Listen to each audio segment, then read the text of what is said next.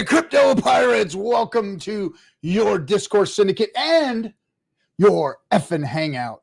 Captain RG3 here, bringing you your Friday night hangout. So I guess what I have to do is give you guys the link in order for you to get in here.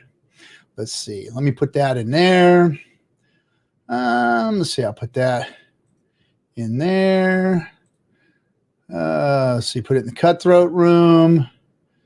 Put it. I'll just throw in hex.com. And let's put it on the Twitter too.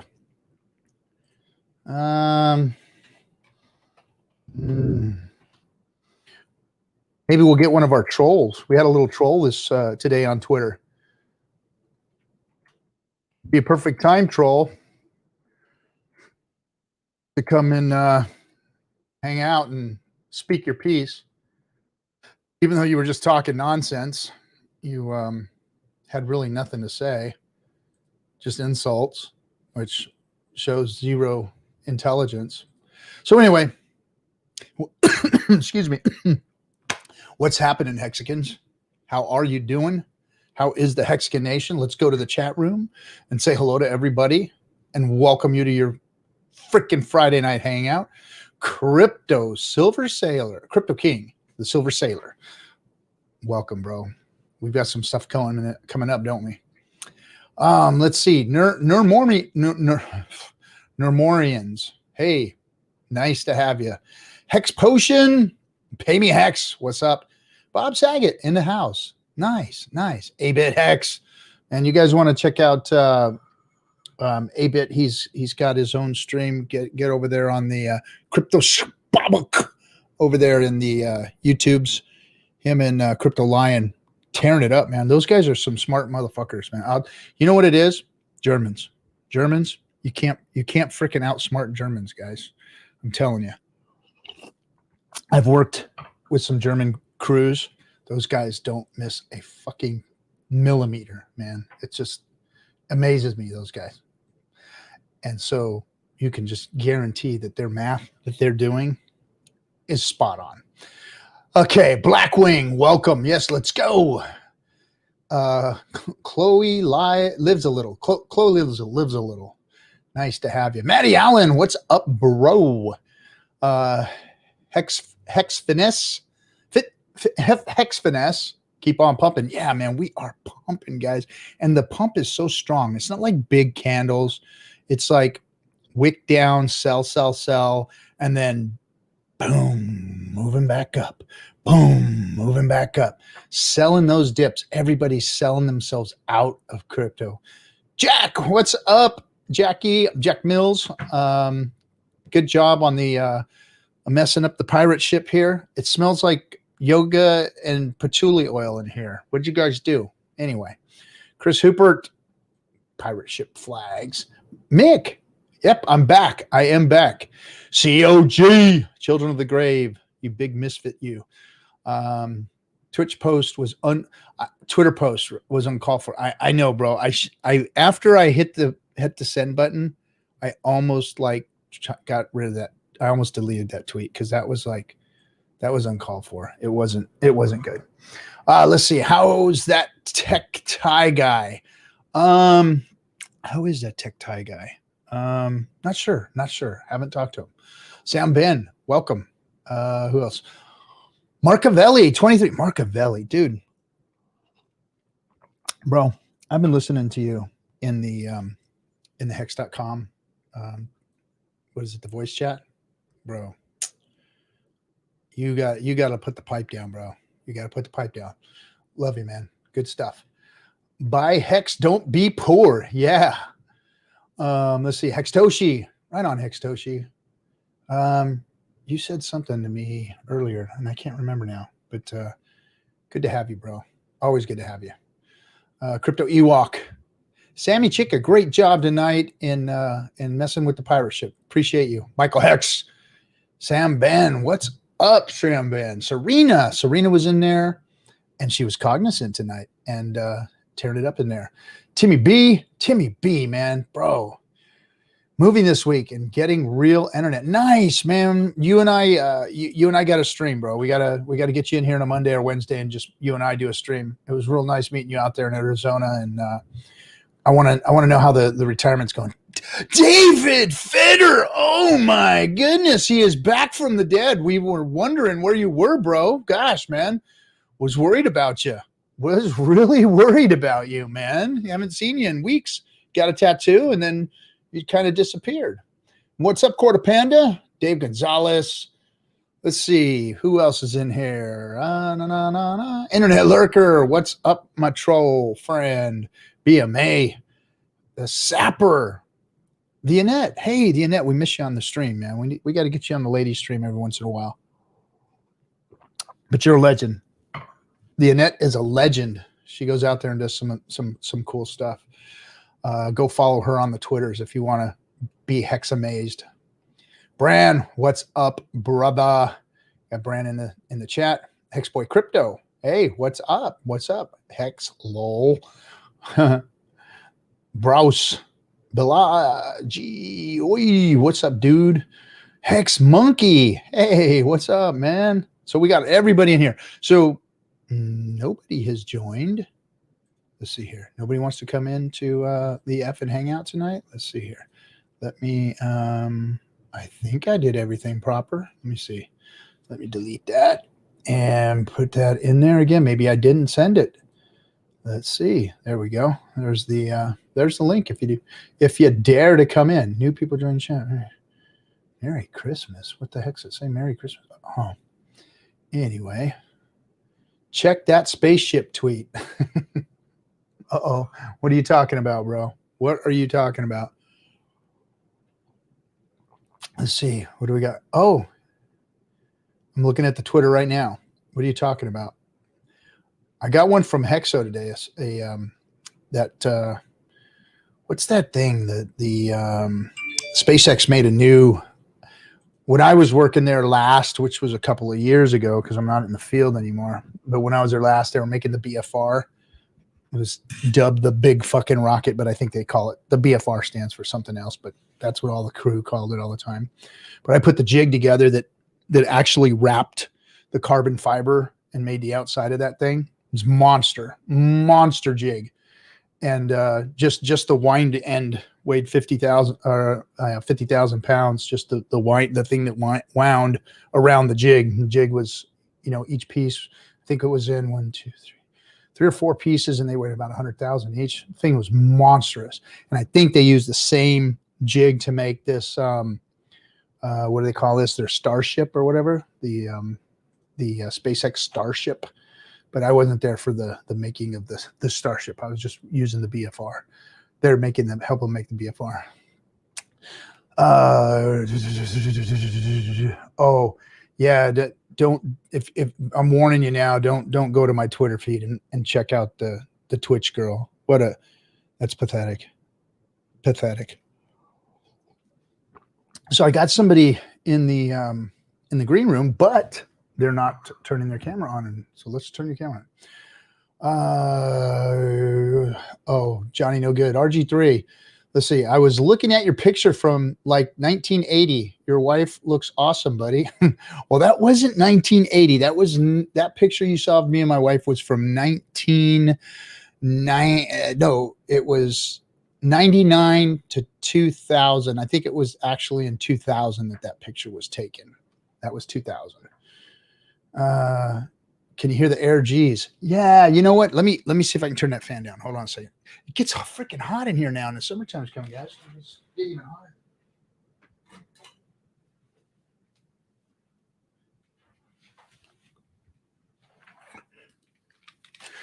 Maybe I need to turn the sensitivity down. How's that? A little better? A little better, bitches? Huh? Is that okay? Is that okay? Tell me. All right. It's going to stay like that. Okay. He is talking about the Twitch post. Oh, the air. Oh, can you hear the air? Oh, geez. Oh, that's what he was talking about. Anyway, I just turned the fan down one size in case it was getting too loud. Hey, whoever's in the green room, turn on your camera, turn on your audio. And unless I get to see you and hang out with you first, I don't bring people on that don't show their faces. I only did that with Wales because he had a valid reason and had a conversation with me face to face and told me why. And I was in total agreement with him and allowed him to come on the show. So if you want to show yourself, that's what we do around here. But if you have a special situation, let me know. Let's see. Oh yeah, everybody's mad at me. I did not mean, but I just thought it was good to show everybody what's going on in the Twitch world, because that was insane.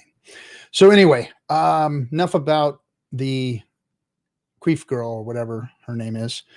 How about the market, guys? How about what is going on with the Hex chart? Is everybody excited? Is everybody happy now? Are you happy? Are you satisfied? Is that enough up action for you? To be honest, I would be happy with this kind of up action forever. Let's just have it that way. Let's just keep going, keep moving day by day. And I mean, it'll never last because people are going to FOMO in. It's coming, guys. It's coming. Oh, and it's going to be so glorious. So glorious. The conversations that I'm having with people, everybody's getting fired up, man. This thing is getting ready to launch. Getting ready to launch. So excited for crypto and for Hex. Where is the Bitcoins at today? Where did that thing end up? Let's see. Do I even have yeah, I do have nomics pinned over here. Let's see what we got. Oh man, I haven't even turned this is my streaming computer, so I don't have it turned to night mode. How do I do that on nomics? Let's see. Where is the night mode? Ah, there it is. The little moon. Ah, something about that bright shit just bugs the hell out of me. Oh, so the Bitcoins went up about 5% today. So that's cool. Little Ethereum, a little 4% Ethereum action. Whatever. BNB. Did anybody catch what's his name's tweet? The CZ's tweet about how awesome his BNB coin is today. Cardano actually doing something, not doing anything actually, but price going up. Polkadot, yeah, just looking at the chart that we're getting ready to roll through. Hex sitting at number 15, nice and calm, about ready to knock Stellar, BCH, and USD C off the map here in the next, what, where are we at? 8?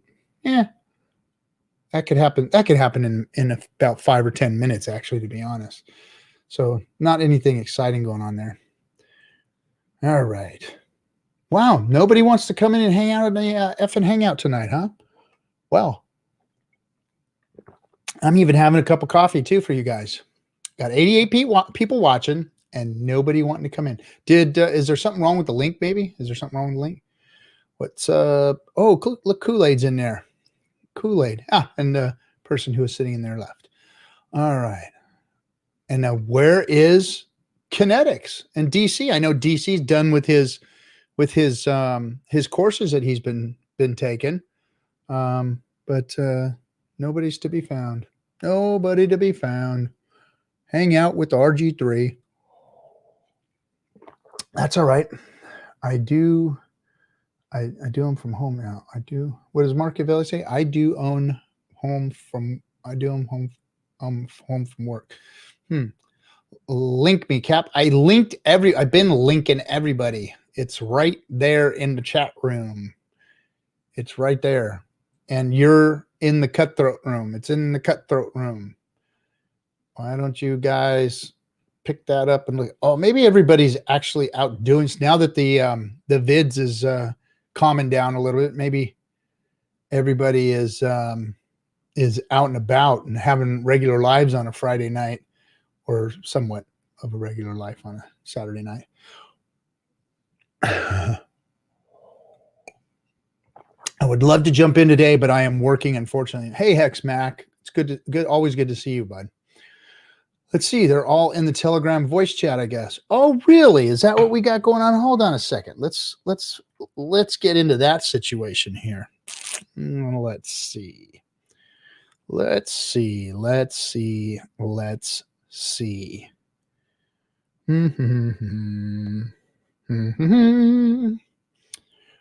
Wow, what's going on here? Oh, look, there's a bit. You in both? Oh, I see Wells only too. ETFs just to hedge my account. So I'm like, yo, this is not gonna drop. It really isn't. SPY going up to SPY's going up to 350. SPY's going to 375. SPY's going to 380. Oh, look at these guys. 390. SPY about to hit 400. I'm like, wait.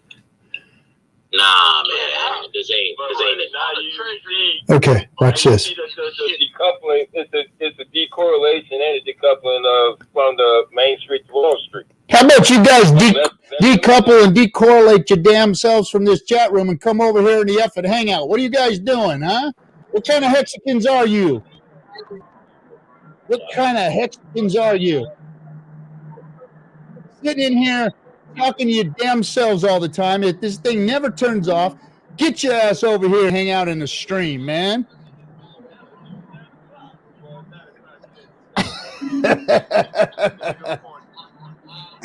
All right, fellas, you have fun. I'm chatting on the phone like a bunch of little girls and shit, like a bunch of 12-year-old freaking girls. All right, there they are. Hey, what's up, Crypto King? What's up? How's everybody doing? Just hanging out, just busting some balls over there in the voice chat, in the live chat. Yeah, hey man, that's where a lot of the stuff is happening. I was just in there a couple hours ago, man. And there's a gentleman that's in there. I think his name is Gustavo. But apparently he was able to get a musician on the Rogan show using not contacting Rogan himself, but I guess he was going through his sound manager. So apparently what we're gonna do is, after the Lex Fridman interview with Richard Hart, is we're gonna utilize that and then start using that same tactic as going to that same sound manager to get Richard. I've been in contact with them, with the actual producers. So it's not an easy deal. Plus, with I've got a regular TV appearance working on too, but it's all about passing the producers. They're very picky about having people on mainstream. So you've got to, like I said, the guy was able to get Dead Mouse or some musician on just by attacking, but just by sending, like, flooding the sound manager's box with their Facebook, Instagram, Twitter with, hey, you need to get this musician on. And all of a sudden, boom, the guy was on just like that. Boom. That's cool. With Rogan. Yeah. That is cool. So I think we're going to use that same tactic. Right on. So what's up? What's up, Mac? Nothing much, brother. What do you? Busy at work today. Grinding away, bro. I'm on my lunch break. Oh, you're on your lunch break. Nice. Yeah, that's how dedicated I am to fucking it. That's all I feel like I can do. Right on. Well, it's good to have you. Good to have you. Good to be here, bro. I'm only here for a little bit. I'll have to jump out soon, but yeah, I don't know. I'm sorry. What is it? What, you know what? I'm getting a lot of links to Italian pole vaulters. What is it with the Italian pole vaulting team? My goodness. I have no idea. They just, I don't know if they know how to pick them, or those girls. It's just is pole vaulting that good for you? I mean, geez. So yeah, keep them coming, guys. I appreciate the Italian pole vaulter links. I appreciate it. Thank you. Guys, you heard it. RG wants his inbox filled with Italian pole vaulters. Go. So what's up, King? How's it going out there in Japan? No, it's a nice sunny day here. Saturday. What is it? Still almost afternoon here, but it's beautiful. The cherry blossoms are in sprout or bloom. I saw that. Very nice. I saw that. Yeah. That is like the most awesome thing. I mean, I saw this thing this morning that was showing different pictures of like sunrise and all that kind of shit and sunset on the cherry blossoms. And that is crazy, man. That is like one of the most beautiful things you've ever seen. It's kind of like that in off the Potomac River too, in DC, Washington, DC. Yes. You have the same thing there. So, hey, look, Serena's ready for a double take tonight. What's up, today? Hey guys. What's going on, Serena? What's up, Cap? Max? All our people. Hex Mac, what's up? So the cherry blossoms. I remember that movie, The Last Samurai or whatever, and that's what. That's where it's a great movie. Fantastic.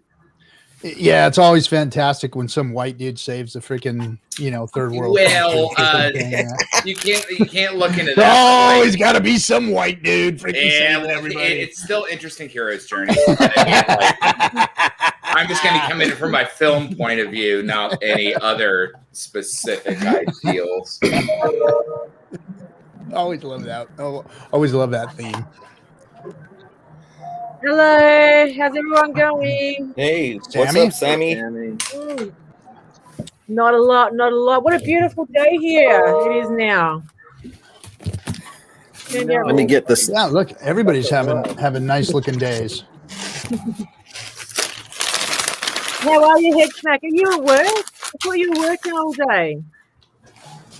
I am. I'm on my lunch. Thank you, Sammy. I couldn't resist.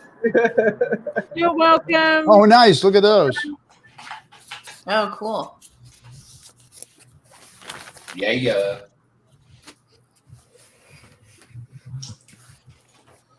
Oh boy. Really, COG? Really?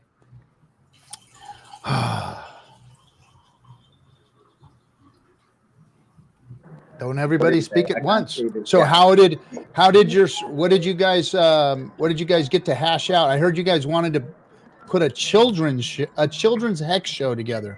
Did we really talk about that? Yeah, for teenagers or younger kids getting into hex to take out some hex. Well, you got to be 18 in order to invest, right? Yeah, but with a little bit of the parents' help. Okay. Shouldn't be too hard. My son did it on his own, basically. He was trying to tell me how to do it. Yeah. All right. I guess the idea would be for the kids that are under 18 to tell their parents, "Hey, can you really take care of me? Get some hex." Set me up a 15-year stake. Yeah, there you go. As long as they can get their fiat onto like an exchange to actually convert into some kind of crypto, that's the age constraint right there, I guess. So if you have a bank account, you can do what you want with it. Yeah. Oh, and I gotta have a shout out to my boy out there. I ain't gonna name him, but one of my buddies is out there watching the stream tonight. Shout out to you, Big K. What's up, dude? Hey, Big K. How's it going? He's Big K out in Puerto Rico. yeah. The Kurkowski. He's different than Kurkowski, that's for sure. I thought I'd get this party started. So different guy. I'll see Where are later, you? guys. Have a great rest of the stream. See you, Headsmack. See you, Mac. I'm a Mulvey Central shopping center, Sammy. I thought so. You have a I'll good catch you day, later, bro. guys. Have a great stream. See you. Later, Mac. Mac. Great to see you, bud. Let's see. All right, Hex Mac.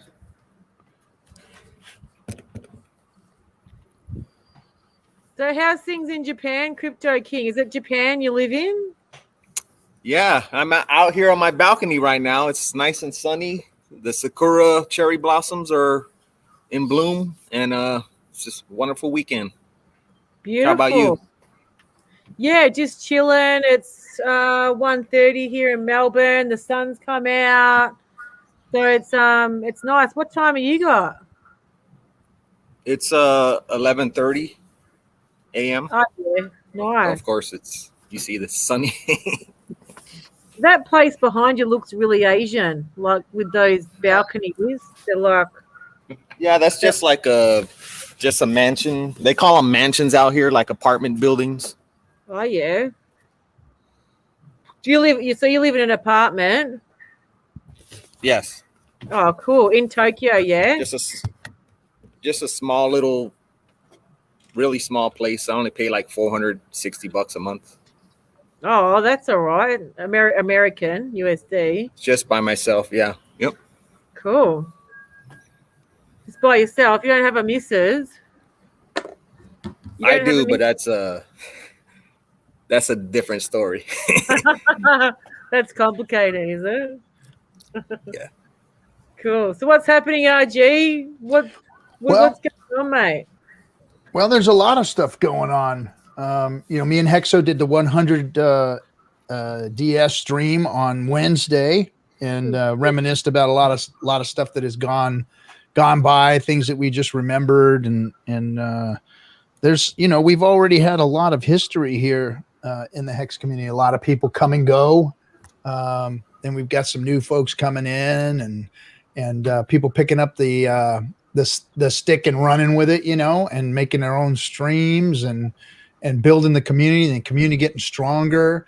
And you guys were talking about it on your stream, the meetup getting ready to happen. So hopefully this vids thing is calmed down enough that we can actually enjoy that and go out and hang there. I think that, maybe that might happen. You guys will have a ball. If not, we'll have a small meetup, and then this is like the big plan for the convention. We want to put a Hex convention together. Myself and Maddie are talking about 2022 having a nice mid-spring convention out in Vegas, right around the same time that Tone Vase has his. Well, Maddie has all the links and domains bought for it. I assure you of that. Yeah. We're all set up. He doesn't mess around. Maddie, he does not mess around when it comes to buying domains. He's Johnny. He probably has mine, that motherfucker. That's right.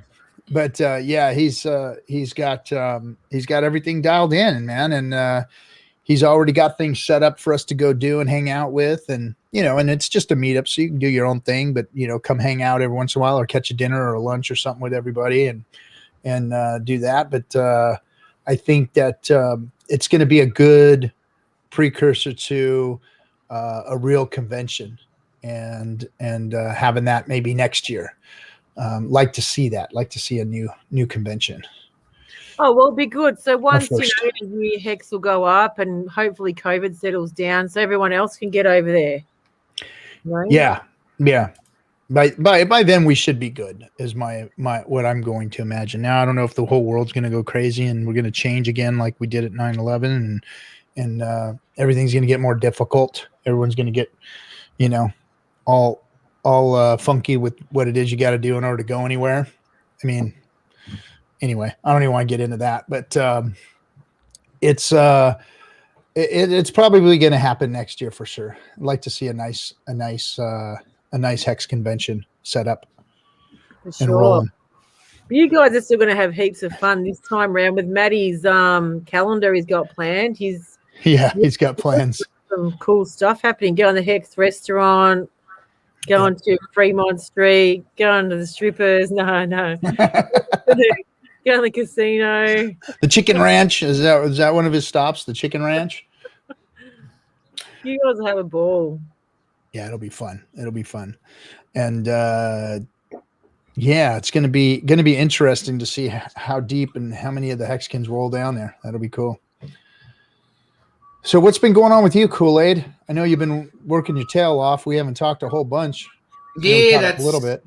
That's it. I mean, pretty much I'm working, and I'm trying to stay focused in that. I'm around. I just can't watch streams while I'm working. I have to be super head focused and listen to my type of music to do the work that I do. But I definitely tune in on the latter hours, so I'm always still around. But yeah, things are good, mate. I mean, we're at a penny and a half. Just keep trudging on up, and cannot complain, and I guess that's the beauty of it is, you know, you just got to sit back and enjoy the ride, and you know that's not a bad place to be. It's not a bad place to be at all. I'm loving the action. The action is nice. The action is really nice. It's slowly leaving everybody behind. Hey, look, here he is. The man himself has come to join us. Matty Allen from Matty Allen live. The Link Master himself. Good to see you guys. What's happening, I'm a Matty? huge fan. We were just talking about the Las Vegas meetup. I'm sure that's why you come running in here. That's right. Matty sees one of his links being clicked in his profile, and he's like, "I must join." He was already in the chat. I knew he was sitting here watching. So he's got all the dashboards open for all the metrics. Yep. So totally. Yeah, I was working on some stuff to put out there, some Hex content, and I heard people talking about the Hex Hangout, so thought I'd get on here and plug it. I was just catching your Quanchi stream earlier today when I took a little break and just talking about the convention. It looks like a full awesome time for everyone. I'm super excited about everybody who's going to be there. All my favorite people in Hex. Do you have any unfavorite ones? I don't. No. And listen, we have the two women here who live in other countries, and by the time June gets here, Hex is going to moon so much, you're probably going to own whatever government is trying to stop you from coming. So I'm not worried about it. Or at least be able to afford a private jet to get you there. That's true. I'm not worried. Oh, look, Maddie, I'm spewing.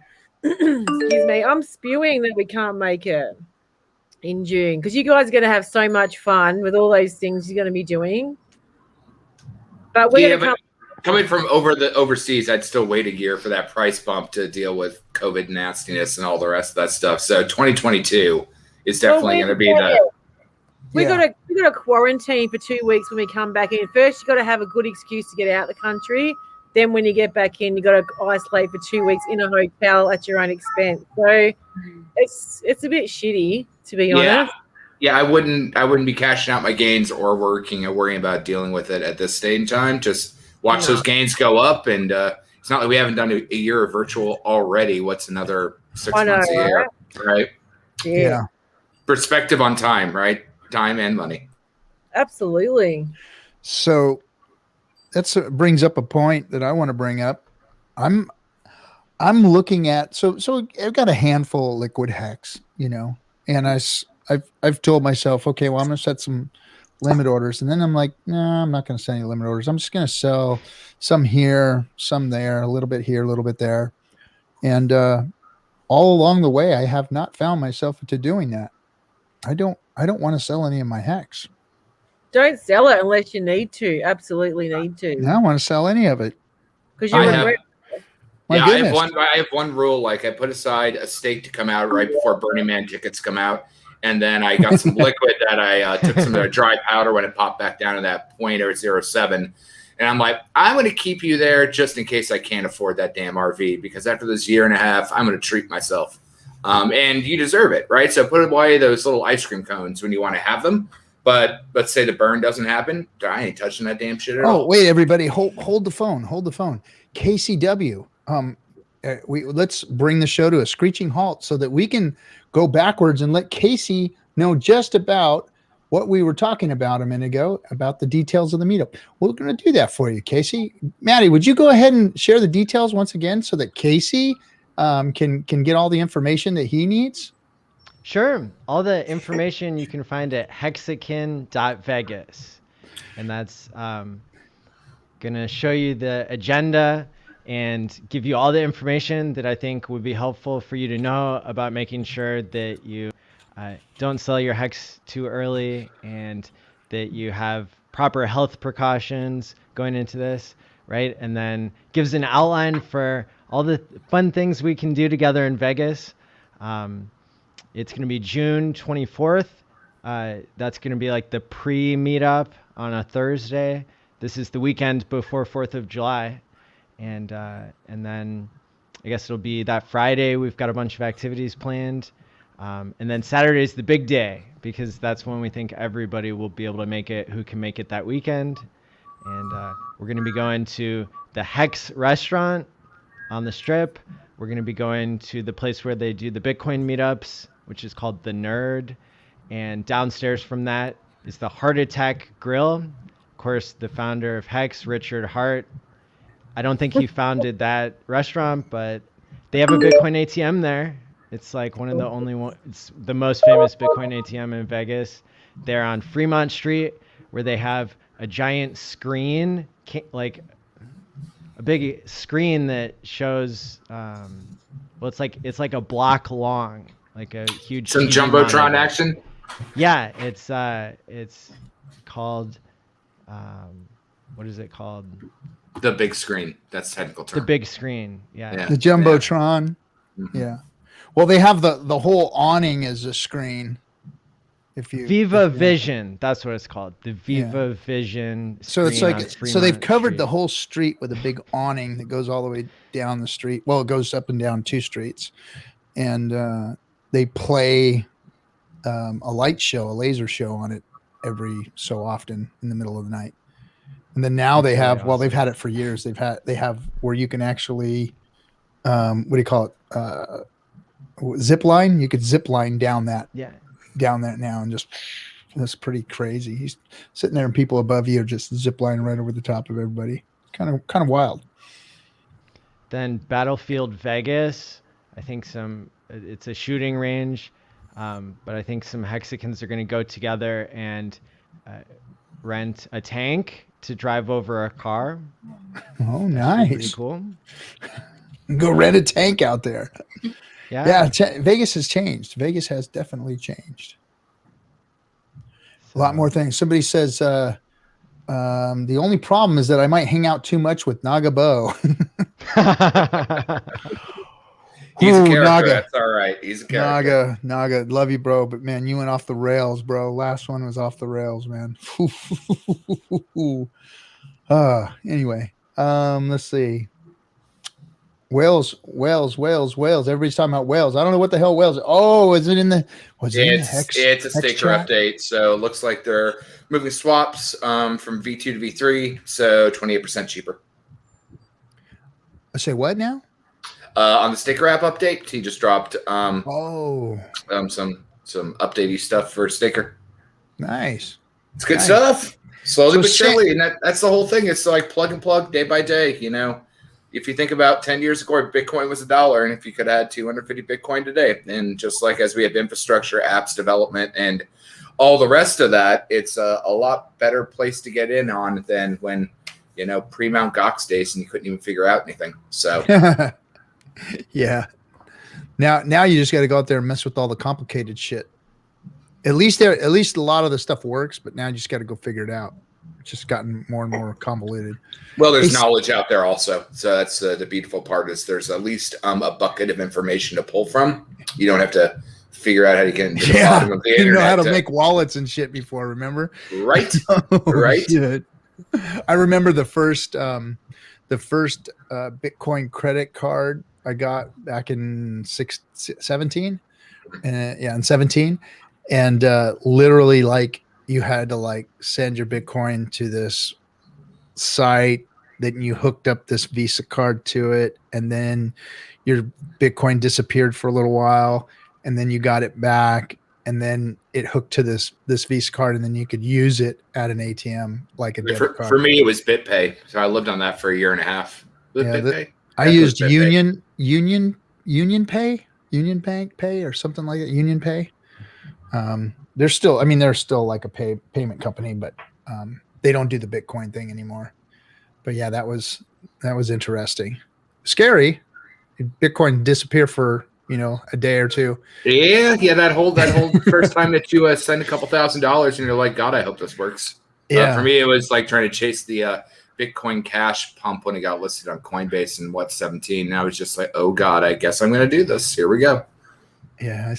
Oh, that's a Chinese credit. Yeah, it is. It is a Chinese credit card. It was a Chinese credit card.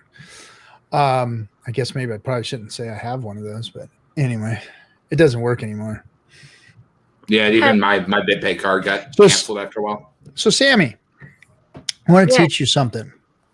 So when you go over to the chat and you want to play something, like let's just say we grab this here.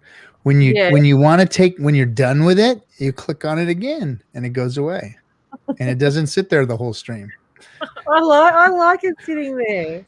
Okay, I just want to let you know. I was just trying. Hey, I got a tweet from Jonathan saying the all-time high was 0.0199. Did anyone see that or witness that? 0.01. That was a long time ago. Well, no, there was a couple wicks up, but like it didn't like finish its hour cycle. So we had a couple touch and goes. Was that today? No, it was a couple days ago. We wicked up to, and we're already higher than that wick up. Yeah, that was a while ago. Last time we were at anywhere near where we are now was Feb 11th, and then it was New Year's Eve. It was New Year's Eve when a divine benefactor pushed that up. Yeah, no, Sammy, we haven't had anything like what you were talking about earlier happen in the last couple days. There's been nothing like that. Okay. It's been moving. It's been moving steady. It's been going up and to the right steady. It has, and especially with the last couple of days of like huge, sea of reds. With a lot of our liquidity now banked out to USDC, we have a little bit more of a logistical stair point. In the game industry, we call it rise over run. That's how you know where your stairs go up. So as long as you're steadily going up, rise over run, up and to the right. Up and to the right is good. Up and to the right is just fine. Yeah, I like it. I like the way we're which bastard is selling?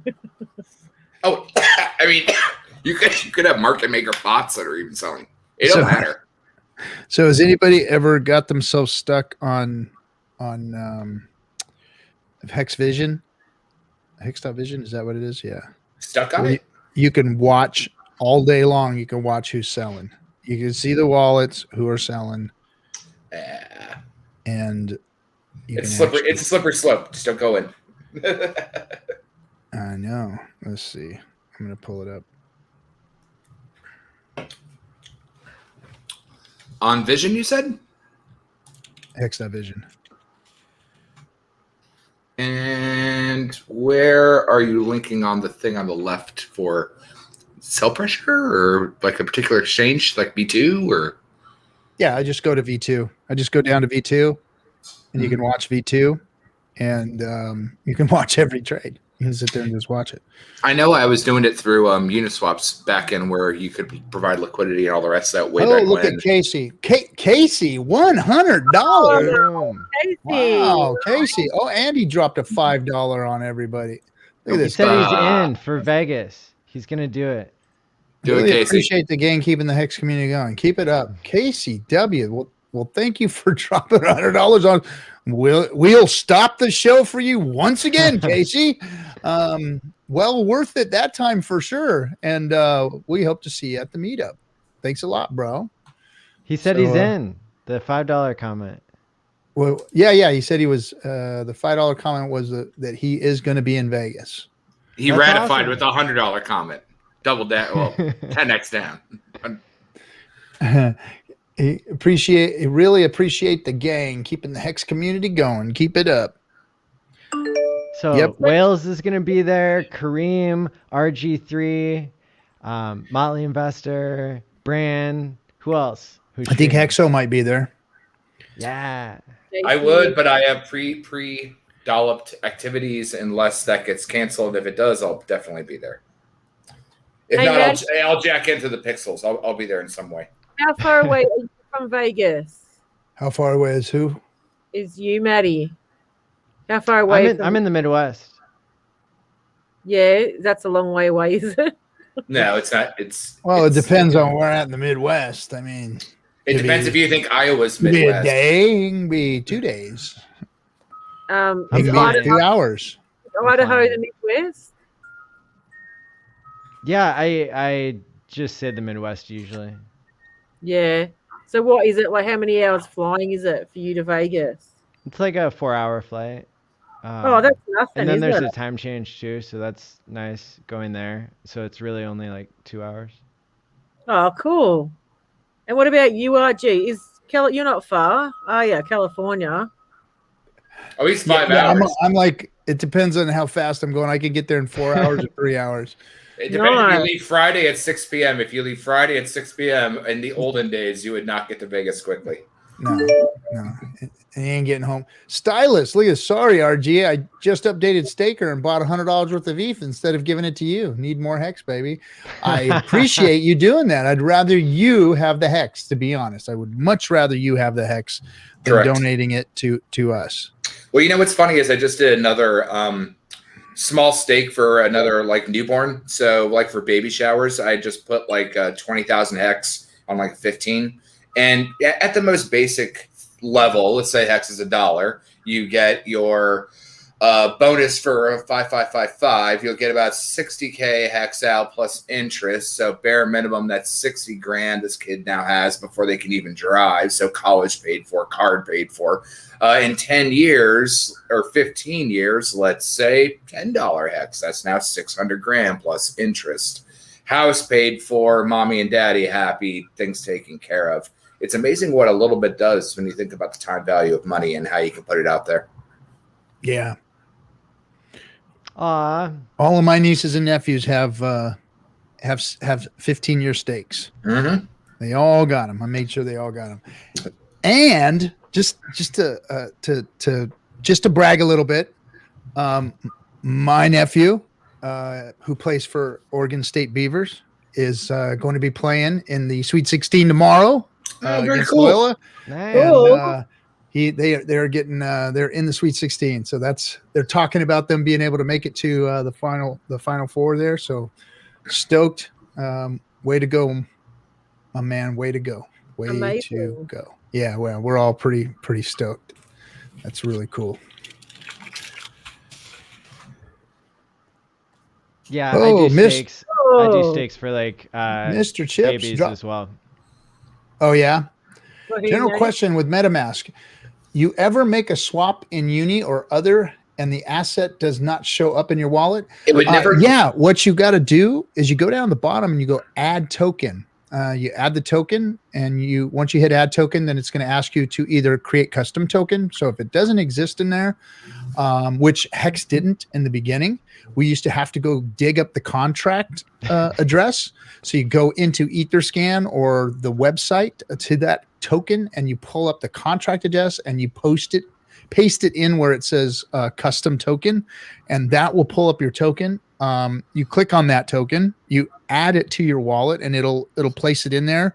And then any funds that you had that have gone to that address will show up. So your funds are there. If you send it to the right address, you just need to add the token to your wallet now. So, and if you're looking for Hex, you just go in, add token, right where it says tokens, you type in Hex will pop up, click on Hex, add it to your wallet, and whatever you've bought in Hex or sent there will show up. That's how you do that there, Mr. Chips. And thanks for the $5, man. We appreciate you. The only other thing that you may have is, let's just say you didn't have enough gas fees. So as long as you can verify that your transaction shook hands on Etherscan, then like Cap was saying, you just don't have to, you need to add the custom token to your library. But yeah. Yep. I've actually found crypto that way. I have so many old ICO tokens from the review days. I have a wall of shame. A wall of shame. Dude, I don't even want to talk about that. That I put those in there, and the whole bag smelled. It was just what a bunch of shit coins those were. Yeah. Like, Hey, I gotta get this shit out of Where here. do you live? I'm in Seattle. Oh, cool. Where all Yeah. the rock stars come from, hey? I don't know about that. I work in the game and the film industry, so I move every couple years. I just got a new gig in a different state, so Yep. I'm waiting Seattle. I'm waiting for COVID to change, and then I hop again. It's been my MO for 20 years. Move every 3 years. Seattle is the land of rain and heroin. Tent City too. Don't forget Tent City. Tents, rain, and heroin. You got a tent city too up there in Seattle. Yeah. There's a lot of that out here, but there's a lot of things everywhere. Austin had a huge influx of homeless before I left. I know LA had its stuff with Skid Row and all the rest of the world is an interesting place. The world is an interesting place. But from this monitor where I get to watch my hex stakes mature, it's not bad. You just don't go outside. It's very simple. You know what, mate? Hey, poverty's all over the world. I'm sure we've got a tent city here in Melbourne somewhere, and I've seen homelessness as well. It's that are the wallabies ate all the babies and like all the tents and the mean set. So like, yeah. Yeah. Do you believe it's got worse since COVID? I think a lot of things got worse. I think like COVID put the spotlight on a lot of problems, whether you're looking at fiscal money printing, whether you're looking at equal rights, there's a lot of things I think that this pandemic shone a light on that people were hiding under the rug. So, inherently those are bad, but inherently, as long as you pay attention to what you're doing, that's good, such as paying yourself, dollar cost averaging the things that you believe in. Look at simple ways to better yourself from Maddie's side, from mental health to physical well-being and wellness, then you're fine. Yeah, sure. That's the localized level of what you can do. You can't save the world, unfortunately, but you can at least save yourself. I know exactly. You'd like to, but it's not really ideal. No. Captain's gonna save the world on a pirate ship? No. I want to save the world. Fix the money, fix the world. Fix the money, fix the world. There you go. Okay, I'll help fix the money, maybe, or at least spend a bunch of it. The only reason I put Captain has a fucking pirate ship and a cannon, then he's gonna be able to like roll on up, be like, "Remember all those years you made fun? I got a cannon now, blow? Right? When you see the upgraded cannon, when the stakes come out, this cannon's gonna be 3x larger." So I put Juicy up here because I just got to say it. He's got one of my most favorite Hexican names. Juicy Smollett is one of my, and I probably don't even say it right, but I like hearing Hexo say it. I just like his name. I don't know why, but I think he's got one of the coolest fucked up names, Hexican names. We've all got fucked up names, and I just like Juicy's name for some reason. Never have said that on stream, but I really enjoy it. It's the good job, Juicy. Great pick. What other confessions do you have for us, Captain? Oh, me? Oh, shoot, man. What are you trying to do, Maddie? What are you trying to do? I see what you're doing. I see what you're trying to do. Oh, when I get to California, eventually I'll get it out of him. It'll be fine. Everybody spills the Kool-Aid to me. It'll be all right. There's been a lot happening this week. Somebody bought a Lamborghini with their hex gains. Yeah. Right? Amazing. So silly though. So silly. But you know what? If you have that, what if you have a billion? And it has no bearing in conscious to what they could not, or still have the ability to do. Exactly. Right? Exactly. Yep. I give 1,000% credence to. And you know what I like about it? And even though I think a Lambo is silly, like in my situation, like the last thing I'm going to have is a Lambo in my garage. Just not going to happen. Would I rent one and go driving like in Vegas for the weekend? Maybe that'd be cool. Would never own one. But what I like about it is that it already shows the power of Hex and what it's done. That people were able to get into Hex already and start to spend that kind of money already. Sure. I mean, if either they were really, really, really, really dumb and wasted all their stake on that, or they've been really, really, really, really smart and they did such a good job that's just a small portion of, a 10% blow money. You know what I mean? Well, even look at like David Feeder, right? Which is the other end of that, which is student loans, right? I mean, his student loans isn't the equivalence of a Lambo. I mean, my student loan debt is actually kind of in the middle in between the two. But like you have the tangible thing that you built your family out of money or debt, and then now you get a treat. It's cherry on top, right? So if you've gotten yourself out of that systematic system that our world ecosystem grinds you into, and you have now the liquidity to give yourself a raise, essentially. And if you have enough Hex that Lambo is the cost of a 10% bump and a cherry on top and a raise, and it's his interest, then damn right, you should treat yourself. Actually, Correction. I guess I got the story backwards. So somebody a while back bought a Lambo with Hex, right? Yep. And they told Richard, and it was in the testimonials. And then there was somebody this week who already owned a Lamborghini and made an advertisement for Hex by writing I saw that on one. the windshield. Yeah, that's the Oh, one that so I this saw. so this one wasn't one that was just purchased. This guy Okay, just did the yeah. advertisement. Is that what you're saying? Because I don't know. Yeah, I thought it. I got was it. maybe I got it wrong. Okay, I think Lambo culture is really, really funny because coming as a truck driver, these people that buy these really fancy cars usually can't drive. You have like, super expensive diplomats that come over to like the States or something like that, and they're driving these really expensive cars and they can't drive. Like, you probably don't need a car that goes that fast. You will probably wreck it. But that's just the truck driver in me. But I think that you should treat yourself to the things that you want in life. Yeah. Fortune and glory. Fortune and glory. House on the beach. Mine's a house on the beach. I mean, that's it. Like we were talking about it before, Cap. Just put it in a self-directed IRA, and then that thing can buy those properties for you. That's the smarter way to do it. So let me talk about that real quick, because I want to explain that to some. I've been looking into that self-directed IRA for a while now, since I had Gus on the show, and that's what his company does. So I went to my banker and sat down with him and did some stuff and set up a new deposit box and whatnot, because I guess that's the smart thing to do, is to put your nanos and your treasures in a safe deposit box versus keeping them with you. I still have a hard time with all the super duper crypto security, because my neighbor next door has a freaking he doesn't have a Bentley anymore. He just got rid of his Bentley because now he has that 2-door the rolls, the 12 Jesus roll. Christ. Ooh. So, but he doesn't like hide himself from the world. And then my neighbor's, about I'd say about a half a mile away up on the hill here. Those guys all live in, $4 or $5 million houses, and they all make, very, very good incomes, and none of them hide. They go to the grocery store. I see them in the grocery store getting their eggs and their milk, and just like everybody else, and nobody's rolling them for their money. But I guess crypto's an easy thing to roll, so maybe that's the security behind it. So I'm still trying to figure that out and wondering why everybody's so damn scared.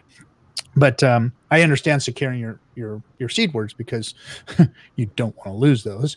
You don't want them to get stolen or destroyed or whatever. So keeping them somewhere safe. So I did anyway. I set up a safe deposit box, and I'm going to put my treasure or my nano in there. I'm not saying what, and then keep them safe that way and remove all doubt. But when I was talking to him, and I tried to set up a self-directed IRA, which I did, they only allow you to put their products into that self-directed IRA. So I researched more and more, and what you end up having to do is you have to set up a product called a who is dinging like that? It's checkbook IRA, though, is the term. Yeah, it's a checkbook IRA, which is also known as an LLC checkbook IRA.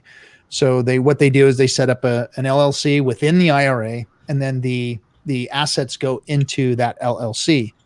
And things like the LLC can do things like pay personnel, of course, not a family member or yourself, can pay personnel to manage things like properties and whatnot. And you can put crypto wallets in there. So you can actually put your Hex into a self-directed IRA, which is a checkbook IRA. You have to have one of these things professionally set up, of course. But what that allows you to do is to tax defer. If you're in the U.S., it allows you to tax defer versus regular income to now you're in what do you call it? Essentially, you're taking those interests and you're buying commodities with it, like you would with any other asset class for a 401k. But like you actually can live theoretically in those commodity asset classes. So it's still an IRA though, so it's still a retirement account. So you can't pull it out until you're 59 and a half. But living in a property is not pulling it out. Well, no, you could actually live in the property, but I don't know the exact rules of how you manage that property in how the funds work that way. But maybe the property itself, just the asset itself, can sit in there. I know you can put all kinds of stuff in that LLC, and then every year you just have to report like a P&L every year of, you know, what went in, how did it do, because you can't show anything like going out to you. It can sit there and gain and lose just like any other asset class can. And then it's taxed as capital gains, not as regular income. And I guess capital gains out here anywhere from 5 to 15%, which is much better than, you know, your 24 to 40%, which is your income taxes. So so like also like what Cap is talking about is look at pass-through LLCs and pass-through corporations, and basically look at how the wealthy manage their money and do the same thing, right? And so we have the opportunity to take advantage of those, let's call it leaderboards from a game dev profile, and attach those to what you want to do for your kids, for your life, for yourself. And there are avenues of opportunity that are available, just like I was saying, putting that 20,000 hex, which is $250. It costs more in damn gas fees to stake the damn thing than what they got in actual hex. But longevity, long term, very, and very some of the younger people can benefit from and you know, I'm not telling you to put all of your hex or your stakes in there, but if you want to create, because the retirement fund world is, and if I could stress anything to you guys, is start preparing for that now, because the products that you guys have at your disposal fucking suck. They've been getting worse and worse decade after decade after decade. It used to be, you know, that companies gave people pension plans. Like my grandfather got a pension, you know, and they got paid good money for the pension. And don't forget Social Security, right? You know, then it went to you know, and okay, you had your Social Security and your pension, and then after that you went to you know, these 401ks. And then as you know, that was what my father ended up in the middle of between pensions and 401ks, which came out I guess that was in the 90s or whatever, 80s, 90s. And then after the 401ks actually started all getting wrecked, and now, you know, it's almost like, you know, who wants to get in? A lot of people don't even subscribe to their company's 401k, or do they even have one? But where do you even move it after? Let's say you hop jobs. Like I just hop jobs. Well, then, you know, you stick that in a self-directed if you want. You know, you can roll that over into another one, and that's what I did. I had a couple extras, and I threw it in there. And now what you can even do with that. So say for instance, you got an extra 401k that's just sitting there as an IRA. You can throw that in there, and turn that into a hex stake if you wanted. That's exactly what you should do. Because even if, well, I don't know if you want to tell everybody to do that, but well, I mean, no. Here, not financial advice, but game theory advice, right? It's very, very simple. So once you build fake realities for a living, real reality is pretty simple. Yeah. So and you could go both. It depends on. So Eddie put it into a self-directed Roth IRA. Well, there's different reasons that you would want to do an IRA or a Roth IRA. So everybody's situation is different. So make sure that, you know, you consult with a professional, let them know what you're doing, let them know what your asset looks like, what it could be, and decide whether or not a Roth or a traditional IRA is something that's, you know, what you want, what you need, because somebody's time horizons might be different. And that's it. It's all based on age, right? It's all based on age and location, right, Cap? Yep. So if you take the game theory and just twist it a little bit on that, let's just say, you know, like I'm getting close to 40. Well, I'm very, very close to 40. So I'm closer towards the retirement ladder than I would be not towards the retirement ladder, so that I can make a split decision on where I want to be. As you get closer towards the retirement ladder, the amount of liquidity that you want to spend to enjoy retirement, that's what it's for, needs to be taken into recompense. So if you put your stakes, they can mature and come out and still exist within the 401k, IRA, retirement eco structure, but then they can also do other things, right? So they can buy, they can sell, they can restake. So you need to access and like think about, it's the same thing as dollar cost averaging, right? So if you're going to put let's say 20% of your income and you're a super young guy. Let's say you're in your 20s. Take 5%, put it into a 401k. Take 15% of that 20%, take 5%, put it into a 401k, take 15%, put it into something that you know you're going to want to spend, right? You want to treat yourself to that car, that house, that opportunity. But if you're putting 5% of if you're putting a fourth of 20% of your income into something that you know is retirement income and tax okay, you're good because you're already staked. You just have to pay the fees to the bank to keep your treasury account open. Yeah. Well, it could equal. What's up, Sinclair? How you doing, bud? Hey, everything's all right. What's going on, Good to see ya. RG3, Matty Allen? What's happening? How you guys doing? Well, good, man. It's good to see you. Yeah, it's been a good week, man. It's been a good week for Hex for sure. It's been a real good exciting, week. yeah. Yeah, Mhm. yeah, it has. Let me finish this conversation up real quick. So yeah, Kool-Aid. It's for a young person to set something like that up. I mean, even if you're just putting a small amount and doing 15-year stakes, you know, keeping it liquid in there, and then when you have enough that you want to put a 15-year stake out and put that into your Roth, because what the difference between a Roth and the traditional IRA is that, you know, IRA is pre-tax dollars that you actually get to divert. Meaning I think in my case, I can divert like 7,000 because I'm an old guy, and like you younger folks only get like 6,000 or something like that to divert a year, and then put that in there tax free, and then you pay the taxes on its way out. Now in a Roth, you take already tax dollars, so after you net your cash, you run it through you know, your Cash App or Atomic Wallet or Coinbase or whatever. You run it through there, you get your Hex and you throw it in, and you put it in the Roth IRA that's sitting in that in that self-directed.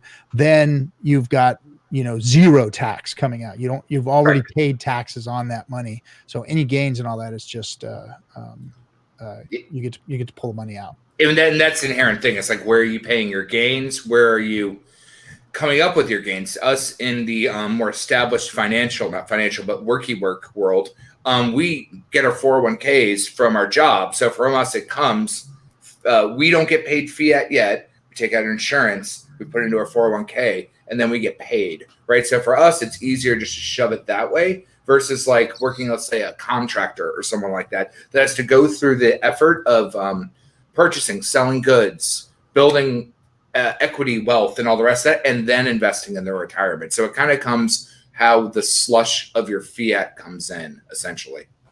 But it's good to know, no matter where you are, if you're more on like the older side, or if you're super young and you just got your first checking account, all of this is super valuable to learn. It's probably the most valuable thing to learn, because let's just say you didn't learn any of this and you played with the whole GMA pump and dump. Do you not know that now you're going to get taxed and the app's going to report you? Do you not understand like all the variables of now trading that is coming? You just got taxed. You just got taxed. Yeah, you clicked a button on your phone that said do things. So you may or may not have gotten wrecked, and now you may or may not have gotten taxed.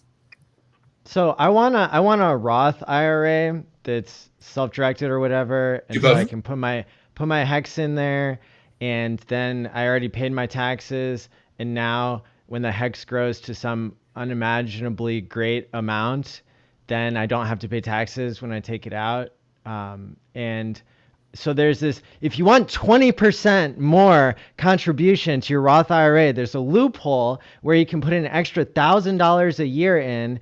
If you look up the details, you can put it into a traditional IRA and then the same day convert it to a Roth.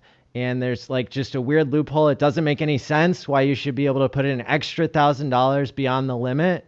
So make sure to read up on your tax law and consult your tax professional. Yeah. And always consult with your tax professional, because these guys will set all this stuff up for you, but you have to understand what your tax implications are going to be. You have to look at your situation and sit down. And the hard thing right now is a lot of these tax people, like my tax person, has no fucking clue as to what, you know, crypto is, what it has to do with anything. It's just they don't get it, they don't understand, and they have their memo that they get every year, like, okay, this is the questions you have to ask to cryptocurrency owners. Have you done this with any crypto? Have you done this with any crypto? And then they have to answer those questions, and then even if they do, they don't know what to do. Then Right. you've got, well, how much do you want to claim? What did you swap for? What was the value of your swap? That kind of stuff. And they don't know. They just don't have a clue at this point.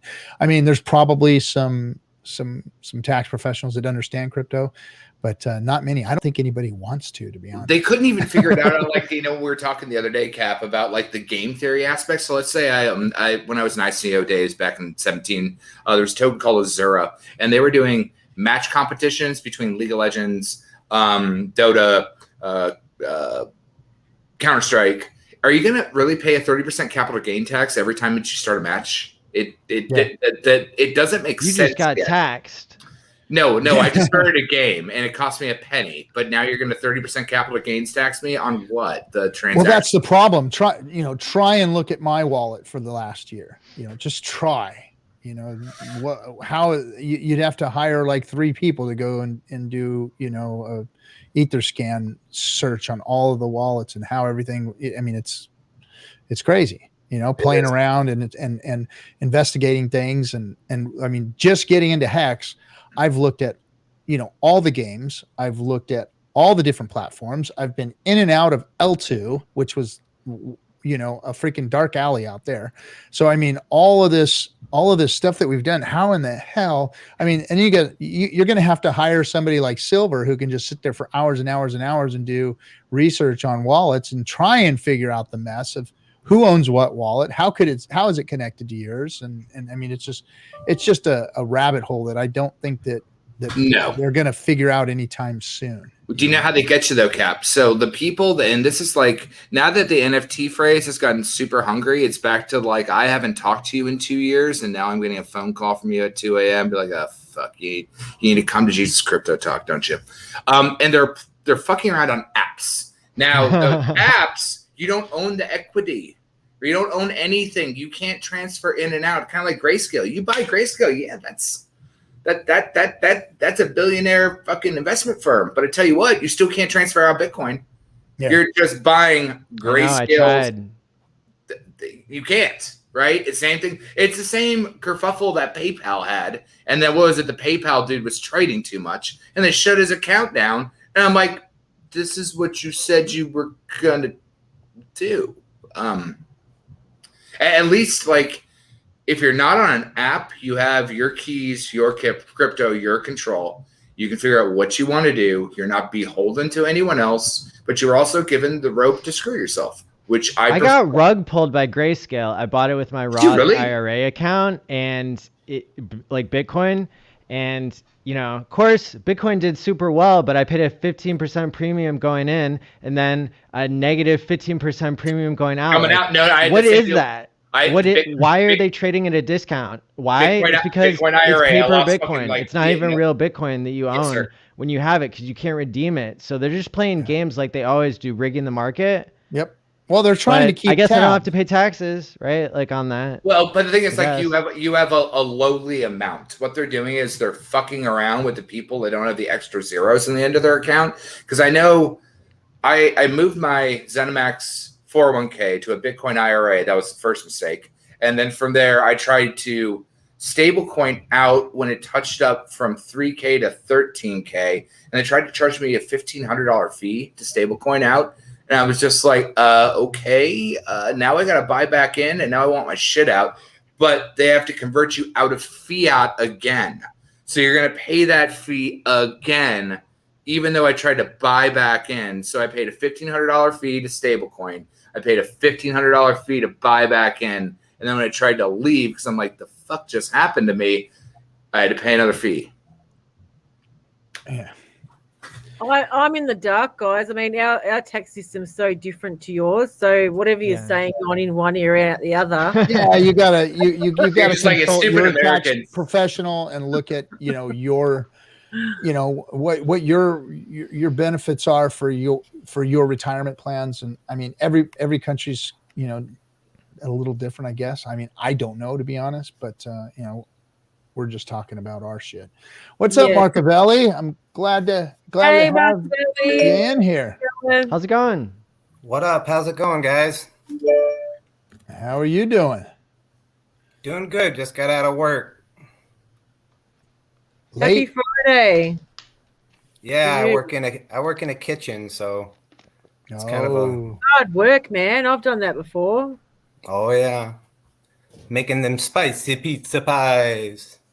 Sometimes when I listen to a Marcavelli on the Hex Telegram audio chat, he goes into like 3x mode with how fast he speaks.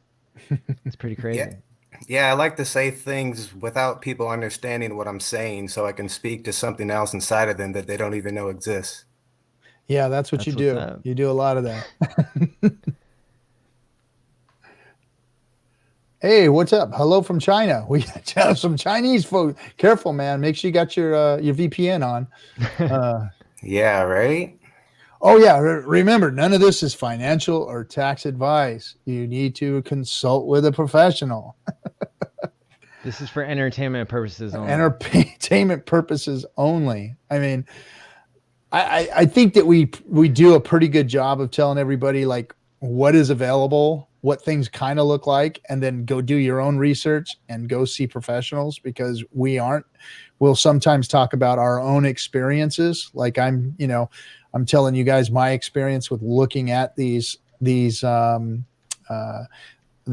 checkbook IRAs, which they call self-directed checkbook IRAs, which seem to be a really nice way to go to place some of your retirement income in, because I know it's going to get tougher and tougher for people to do that, you know, to actually have retirement accounts, because that's important.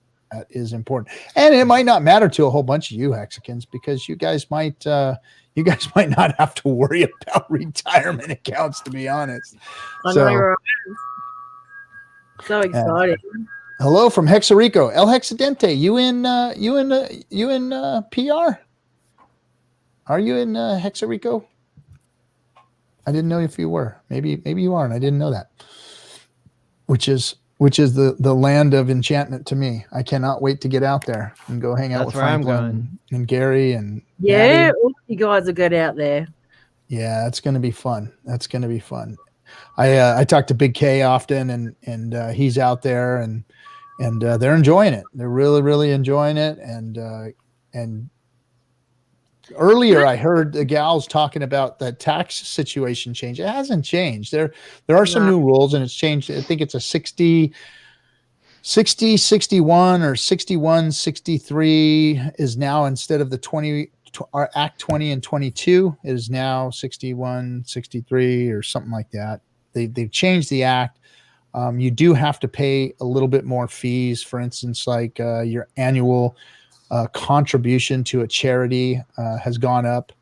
The amount of time that you have to get a home, to purchase a home, or to have a permanent residence has shortened up a little bit. But other than that, you still get the same tax benefits, and that hasn't changed. So the Puerto Rico thing is still good. I hear it's getting flooded right now with a lot of butt corners heading out there and spending their bitcoins. What about the weather over there, RG? They get the big cyclones and that. Well, they have a hurricane season, so that would be a nice time to go travel the world during hurricane season. You know, because they say you've got to be in Puerto Rico for I think it's like they give you like a 3-year window to be there a certain amount of time, which turns out to be about 6 months out of the year. So you have like 3 years to make all that time up. So you can stay there for a whole year and then, you know, almost be gone for a whole year and then make up a little bit more. But so during their hurricane season, hey, go see the world. If you've got it like that and you're making good enough money, you know, you can go travel the world during hurricane season. They did get wiped out a few years back there with that big hurricane, but they're all back up and running now. And they do build things a little differently out there. lot of cinder block. Scary though. What's that? It'd be scary, like in a hurricane, having to tie all your things down or have a bunker or something, because they're pretty full on. I don't know. We don't have them here, but up north they've got them, and they just destroy everything in its path. Like they're just full on, you know. Yeah, I don't know. I don't. Weather stuff doesn't bother me too much. I guess you got to research it before you go, and the crime rate. Jigs, I think they got a really high crime rate there. Sammy, I'm from LA. Destruction and crime rates don't bother me. I mean, it's not like I'm not scared of what's going on in Puerto Rico. Might be surprised. No, I don't think you got anything to surprise me with. I grew up in the wood. It doesn't get any worse than that. So, I mean, I don't mind. I don't mind any crime rates or whatever. But I mean, you always got to be careful. You always got to watch what you're doing. You always got to But I don't. I'm not a person that lives in fear. I don't like being afraid of things. I want to go where I want to go. I'm going to travel where I want to travel. And as long as you're respectful and do the right things and you're not breaking the law, then you shouldn't have trouble. But I mean, trouble's going to find you if trouble's going to find you, whether you're walking in a grocery store in Southern California or you're in a school in Texas or you're, somewhere in Australia. I mean, trouble's going to find you. You just can't, I just don't live in fear of all that shit. Yeah. Well, that's a good attitude to have because it can happen anywhere. Yeah. Anything could happen anywhere. So, I mean, a weather event could happen anywhere, an earthquake, a hurricane, a tornado, a fire, whatever, I just don't pay much attention to it. I'm not going to let it stop me from going anywhere. That's for sure. Like I can't wait to go to Australia. Come and visit me in Melbourne and Hexmac. We're both like half an hour from each other. I'm bringing a gun though, so I could shoot them fucking spiders. I ain't playing with them goddamn spiders. Bring them all. Hex World Tour. RG, bring the spider killer. No, those spiders look like they'll freaking sniff that shit. Be like, give me some of that shit. That gal that gorilla glued her hair to herself. All you gotta do is bring some gorilla to be glue, and you just trap them immediately. They just immediately. I just squish them, mate. I'm not scared of little bastards. I'm more scared of snakes, to be honest. You all have all of those out there. Dingoes ain't my baby. I haven't seen one. I haven't seen the snake in my area. I don't think since I've lived here in like 16 years. And a lot of other people have seen them. I think they're scared of me. And I do a lot of walking too. Yeah, Franklin said, "Hey, the crime is fine. Depends on where you go." Yeah, if you're not hanging out in the back alleys where somebody's slinging crack, then you might be all right. If you stay out in the areas where all that shit's not, then you might be all right. But if you're creeping and crawling in the alleys, you're gonna have to pay the alley dues. Pay the troll toll. You're gonna have to hang out with Papa Boner. He's not there, is he? He's in Japan, isn't he? He's in any alley you might find yourself. I bet he is, the little troll. All right, Kool-Aid, are you bailing on us, buddy? I mean, you guys got plenty of people here. You were just like, shit, and no one wants to talk to the cap. And then a little tear came down my little heart, and I was like, fine, let me get another little tear for the cap.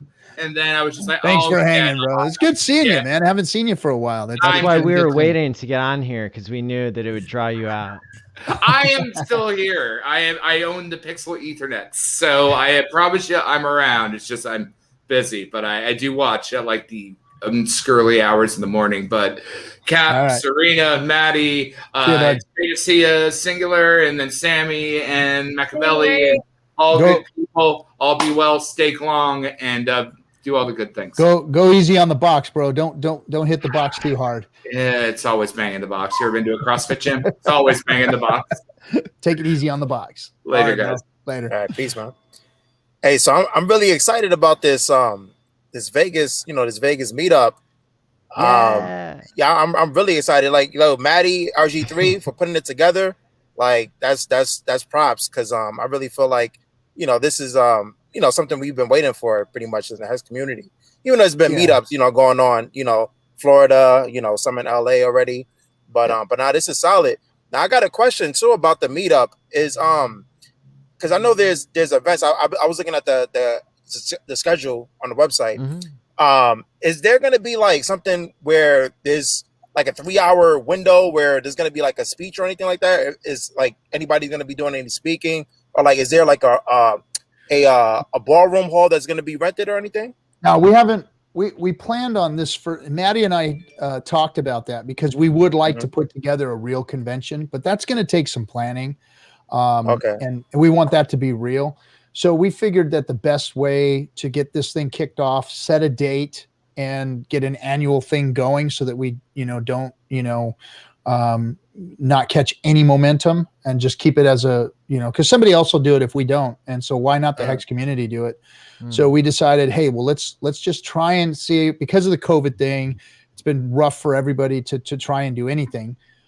So if you can get away, if you can get to Vegas and the rules are lax enough that we can do it and that people are getting vaccinated and everything, then, we just wanted to have a meetup and not do too much as far, just have some activities where we can all meet and have a couple dinners, have a couple lunches and, have a couple breakouts where we can all just hang out together or whatever.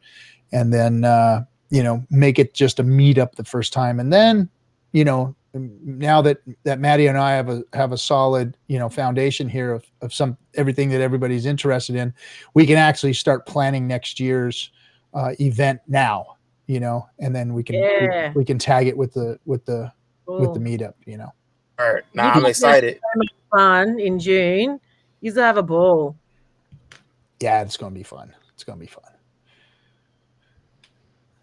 Yeah, we need to, test out how it's going to go with meeting up with everybody and, make sure, then in the future we'll be able to combine the physical meetup and the Hex conference, right? And be very scientific about it. And for now, I think the first mass meetup, it makes sense to make it kind of a build your own adventure and, be focused on just community interactions. Yeah. Cool. So, and the reason so we got 114 people on the YouTubes watching. Thanks for joining us, everybody. And I know that I invited somebody brand new on tonight. So they're probably, a lot of people that I do invite on to watch the stream. They go, what the fuck was that all about? What the hell were you guys talking? I don't even know what the hell you guys were talking about, So I don't want to get like too tripped out on everybody because I know we got new people. So maybe we can all talk a little bit about, our favorite aspects of Hex, why we got in, what is it that interested us in the product of Hex, what crypto meant to us, and just kind of explain that to the new folks out there that are looking at Hex for the first time or looking at this community for the first time. And that's what I want to start with. So I've been around crypto. I'm not going to say I was in crypto because I wasn't in the beginning because I thought it was bullshit. I was in the video gaming industry. I had my own company and we created a social media platform and some systems that worked within a game called Counter-Strike. And it was league development. People could play against one another and use our software to have their servers controlled and monitored so that there were no hacks and they can actually compete and do that without worry of anybody doing anything wrong. So anyway, in those chat rooms in the gaming chat rooms that was called IIRC, just a stupid boring ass chat prompt room. It was, there was no UI to it. It was just literally like text that looked like it was a DOS prompt, and in those channels though, there were these crypto guys and cryptography was like a big deal. And everybody was trying to put their cryptography into the games and create skins and create money systems within the gaming community. And so all of that was what I was exposed to in my first experience with crypto. So as I heard this Bitcoin thing coming out in 09 and 10, they started shilling it and in those channels. And before we know it launched. And I just thought it was a PayPal thing. I thought it was just, oh yeah, it's like PayPal, whatever, and mess with it. And then years later, I found out that it was a store of value and that the little bit that I had bought that somebody had asked me to send them some, and the little bit of change that I had left over had went crazy and mooned, and I was like, what the hell is this? So I got interested, and I became really interested in the white paper, in Satoshi's white paper, and what a lot of these people in the chats were saying about, it's programmable money, and it's a store of value, and it takes the power away from the banks. And I was a very, I won't say that, like my political affiliation is a libertarian, but I was libertarian minded when it came to finance and those kinds of things. And I really liked the message that crypto was delivering in the beginning, and of course that one thing that we all get hooked on is that price go up was like very enticing and made all of the words that they were all speaking very, very sweet to me. And I was like, crypto is beautiful, right? Because not only does price go up, but it has all these awesome things in the background. And then, so I was in crypto when it was just Bitcoin.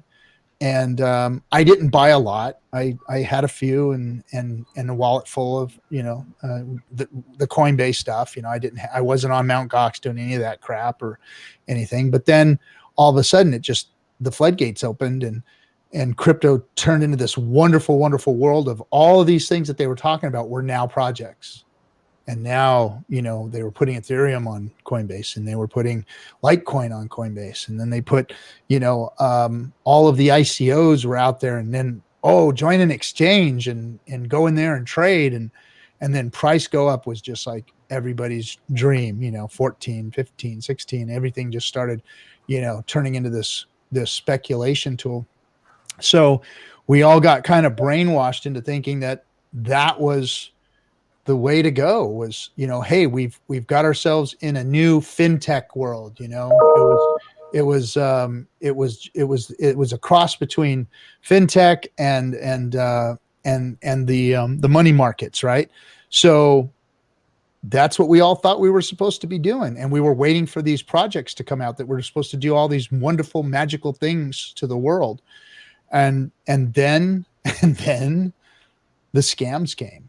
And then the money started getting lost. And then all of the circus freaking charlatan fucking PT Barnums came out of the woodwork and started hijacking crypto. And they did a real good job of it. They hijacked crypto, and a lot of them still own it today. All of these exchanges, all of these trading platforms that want you to margin trade and all this other bullshit, they've hijacked crypto and what it was supposed to be done. What was supposed to be great. It's almost like, to me, it's almost like, when the nuclear projects were being thought up and all of the intelligent scientists were putting all that together. And then what happened? A bunch of charlatans got a hold of their information and said, instead of doing something good for the world, let's blow the fucking thing up, right? So they took the technology and did something bad with it. And I think that's kind of what happened to crypto was we had all this great technology, but the wrong minds got a hold of it and did something bad with it. Now we have what we have today. Big fucking circus show, and then along comes Hex. When I lost all hope in it, when I was about ready to just whatever, screw it, I'm walking away, Richard Hart's message somehow reached my ears. And in 2017, I started hearing some of his stuff.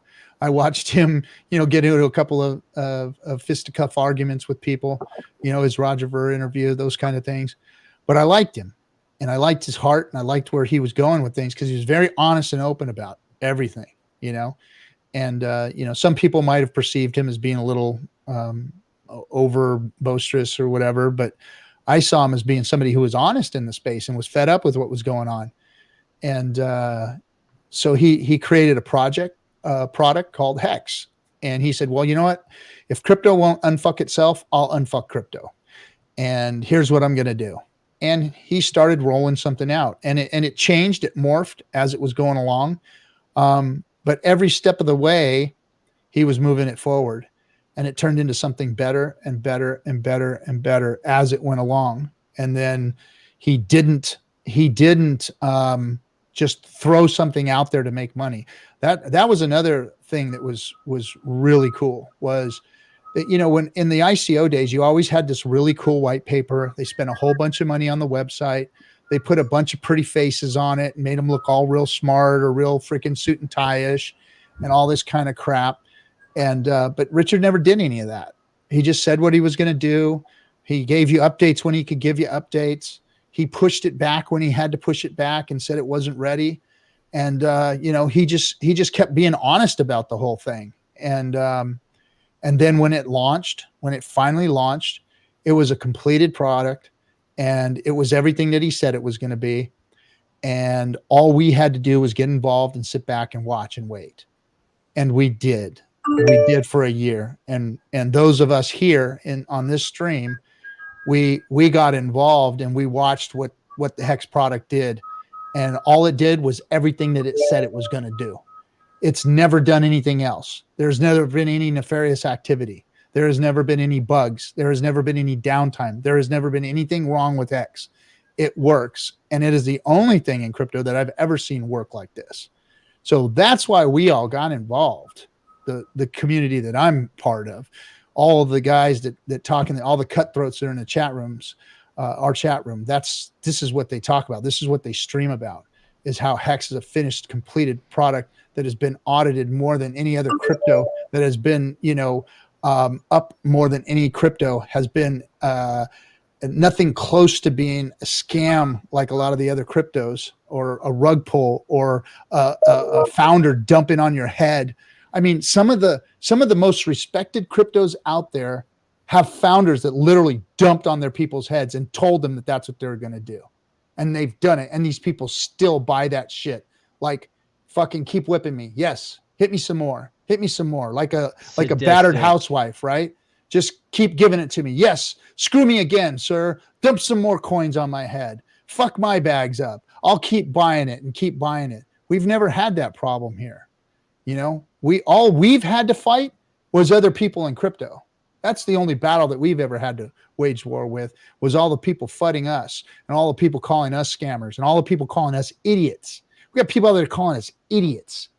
People that I've heard so many people say, well, Richard, you found enough idiots to get into your product. Well, I got news for you. We're not fucking idiots. You guys are going to be the idiots. And that's what's cool, because well, wait till you see what's coming next. Wait till you see what's coming next. We're not done yet. Hex isn't done yet. And we're moving forward and we're doing things. We're forking ETH. I mean, Hex has done everything that it's supposed to do. And I think everybody here is satisfied with what it's done. Whether price go up super fast or price go up just like it is, I think everybody's happy. Would you say? Absolutely. Hex is looking fine. Yeah. And it's just, we're only beginning. It's just going to get better. You know? It's going to keep on rolling. I mean, what are we at? 1.5 today. So that's fantastic. We're just beginning. You know, it's only going to get better. And to have Richard Hart, I mean, he's just a goddamn legend. He's smart. He's funny. He's cool. He's a people person. He's got so much going for him. And you know what? Fuck them who slander his tweets or give him shit. They can go get fucked, because we're gonna kill it, and we're just gonna sit there and laugh at them. You know, and so is he. That's the biggest reward of all. He's gonna really conquer this and be successful. Yeah. And say, fuck you, I told you so. You know? Don't hold back, Sammy. I got sold a fake dream when I got into crypto. And, you know, it was so well presented. It was such a well-polished turd, you know, that I you know, I loved it, right? And you know, I was deluded into thinking that burning more and more energy infinitely in waste, that was cool somehow. It's cool to burn energy in order to prove something is true on the world's slowest blockchain. But hey, come on. I've grown up in a world where governments and middlemen rent seek so much that, you know, it's fine if it's people in crypto doing it, right? So I signed up for the middleman exchanges, and I, you know, gave them all my KYC, gave them, my address and my driver's license. And I said, here I am, somebody who believes in things being decentralized. Now let me go to a centralized exchange and load up my bags, right? With something that ultimately becomes owned by bankers because people naturally, right? People naturally buy high and sell low. That's how human psychology works. And so Hex is going to be a rude awakening to the overlords that think that they can control people by just selling them a narrative that doesn't really match up with reality, right? Because in Hex, you buy Hex when it peaks or whenever, and then you lock it. So now you can't screw yourself when it moons, and what are you going to do? Nuke yourself? Right? No, you're going to hold. And there's been a hold feature called time lock in Bitcoin since the early days of Bitcoin. How many people used it? Not that many, it looks like. Not that many people used the time locking feature. But then Richard Hart came along. He saw what the reality was in crypto and in finance, and he created something that's better than any financial product that's ever been invented, because it monetizes the time value of money, which is literally what makes money a store of value. Storing value means across time. That's what the implication is. And so when you provably lock your money in a decentralized network over time, and you're honest about how long you're going to lock it, and then you can't break your promise to yourself, it's like you have this one moment of clarity that can continue for years and years, as opposed to having to have clarity every moment of every day to not sell the bottom and buy the top. So thank you, Richard Hart. Thank you, Richard Hart. Hex is good for mental health because it allows us to take control of our finances and of our future savings plan and send money to our future selves. Hell yeah. Yeah. Absolutely. I love you, Richard Hart. Yep, we all love us some Richard. We all love us some Richard. Yeah, I love Richard. Good dude. Good dude. I'll tell you how I got into Hex if you want to know, or crypto.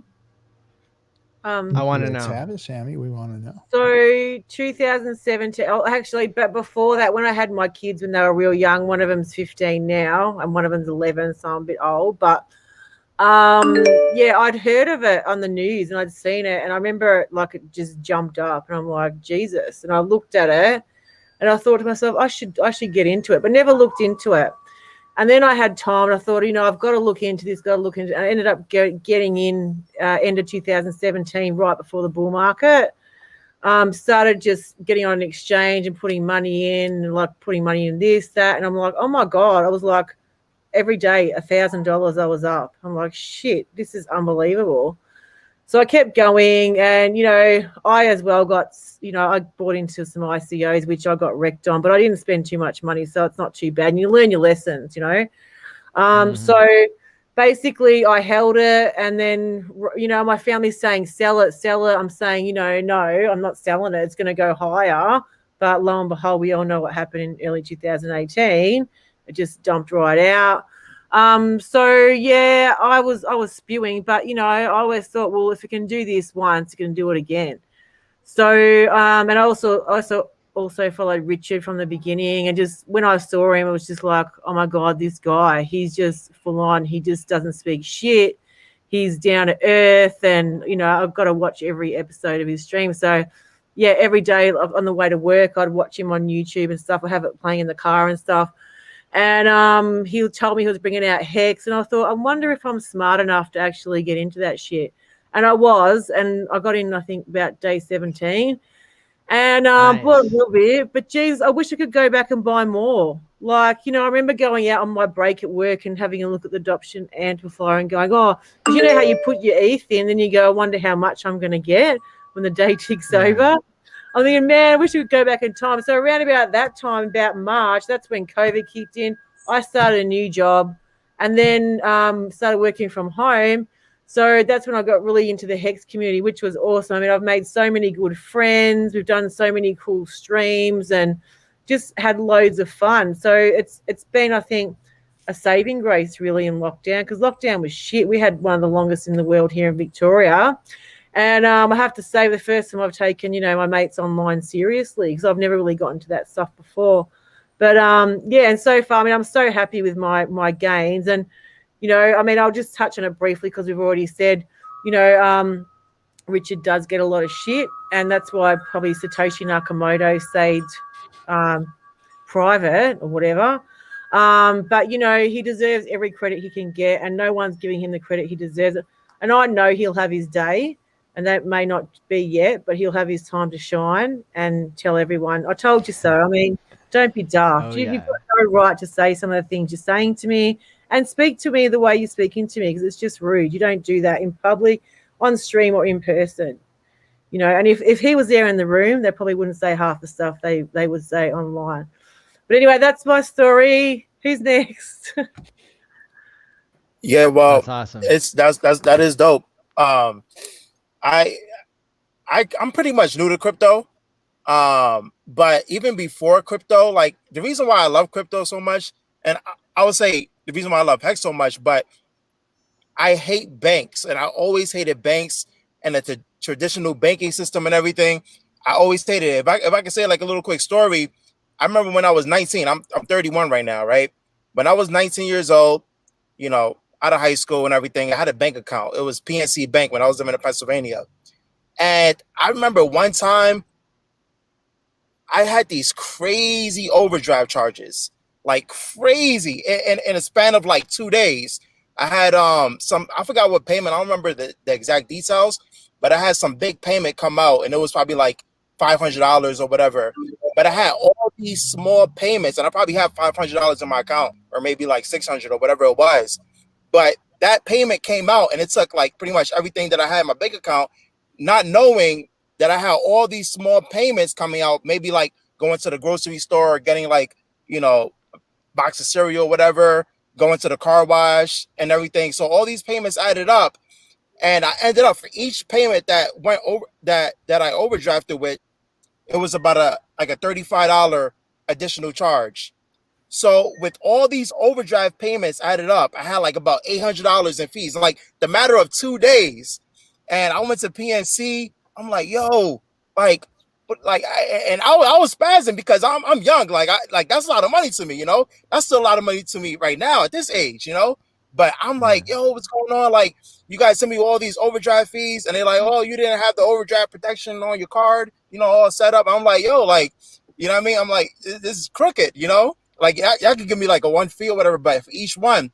So, anyways, long story short, ever since then, banks left a bad taste in my mouth, right? And I kind of forgot that bad taste in my mouth until about, maybe I would say a few weeks ago.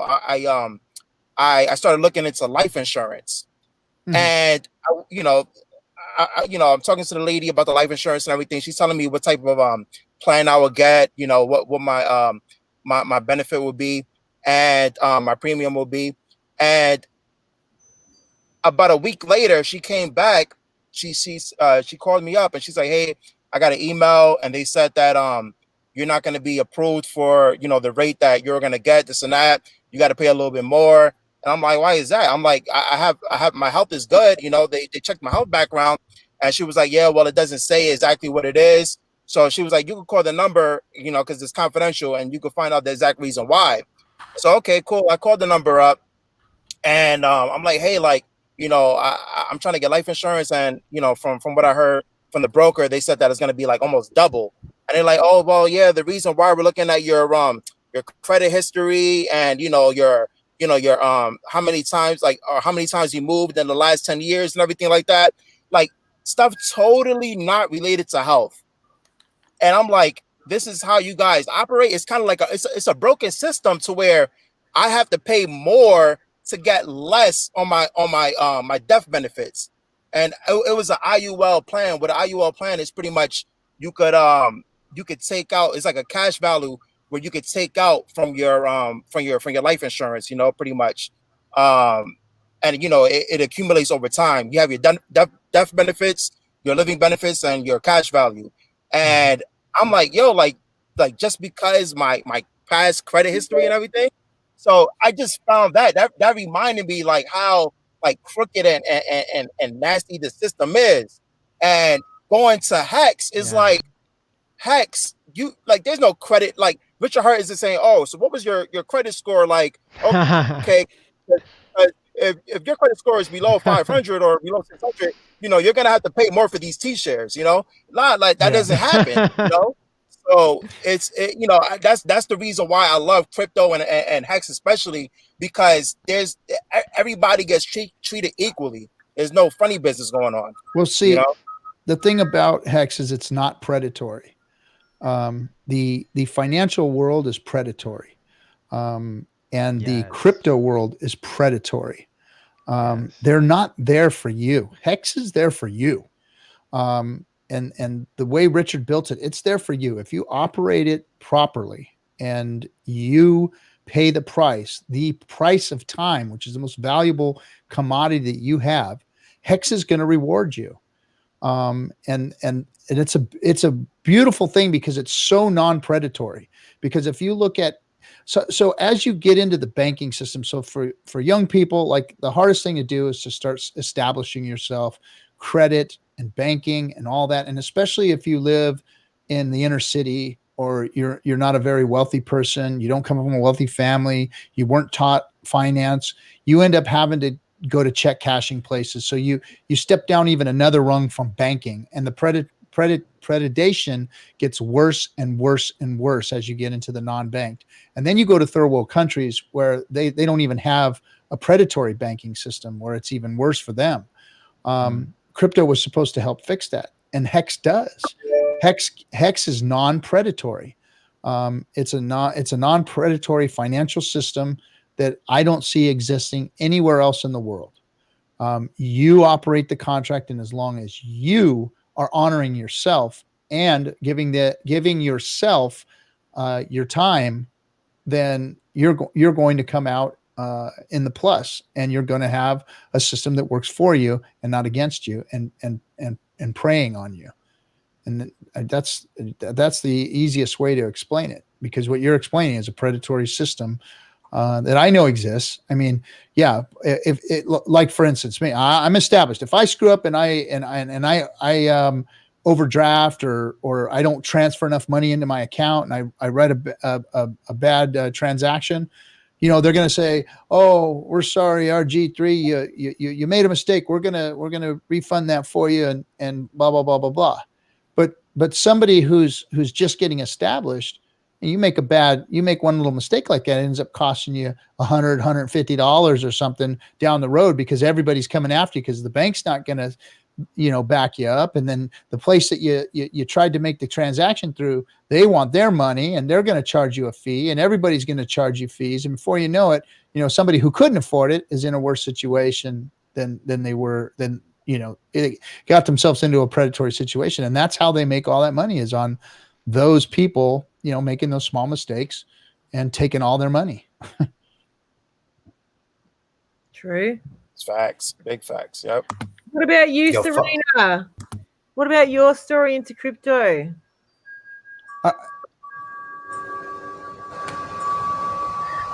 Can you hear us, Serena?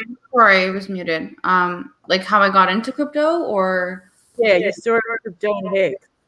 Sure. So I'm sure a lot of you guys have heard this already, but I got into crypto near the end of 2017, and just been accumulating ever since. And then I heard about Hex. It was called Bitcoin Hex, so way before launch. And then did my research, did my Hex videos. I had the first Hex video on YouTube after Richard, and yeah. Yes, you did. The OG streamer. Yep. Serena will go down in history. All hail Serena. Yay, Serena. And what about your bird? When did your bird get into crypto? Oh. Never. I couldn't tell what it was on your shoulder for a while there, and then I saw Oh. in the comments people were calling you the most real pirate ever because you had a bird on your shoulder. Yeah. I thought it would be good to bring a parrot on the pirate ship. So, That's awesome. yeah.